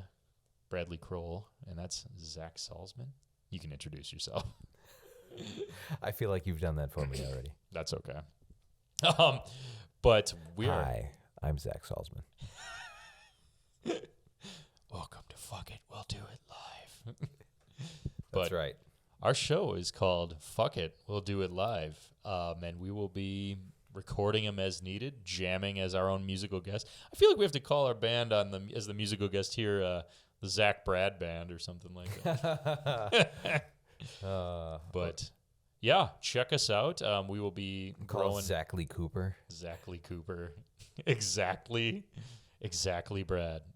There you Hey, I think you're onto something. But you will hear us create all kinds of music on this because fuck it, we're doing it live.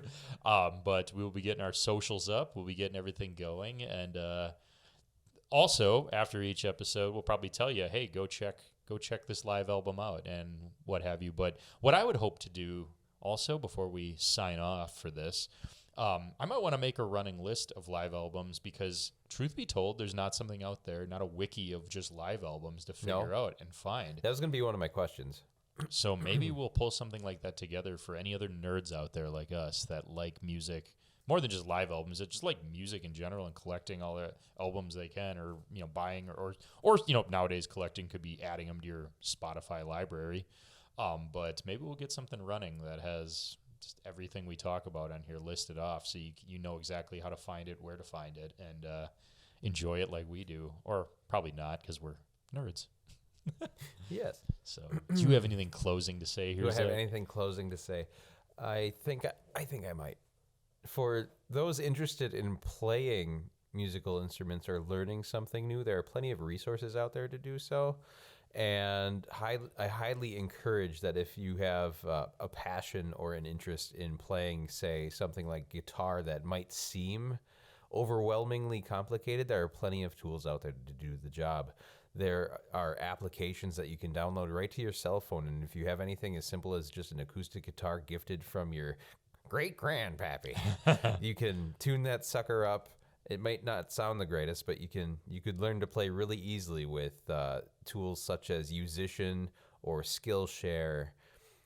For anybody with an electric guitar, I highly suggest checking out things like there's a game called Rocksmith. There are plenty of resources out there. The world is your burrito. Yeah, that's excellent. Yeah, same with drums, man. But awesome. Well, we will be back with another episode soon. We'll be researching what album we'll be talking about on that one and bringing you more live jams of our own as our own musical guest. But thank you for tuning in to the first inaugural episode of Fuck It, We'll Do It Live. Peace.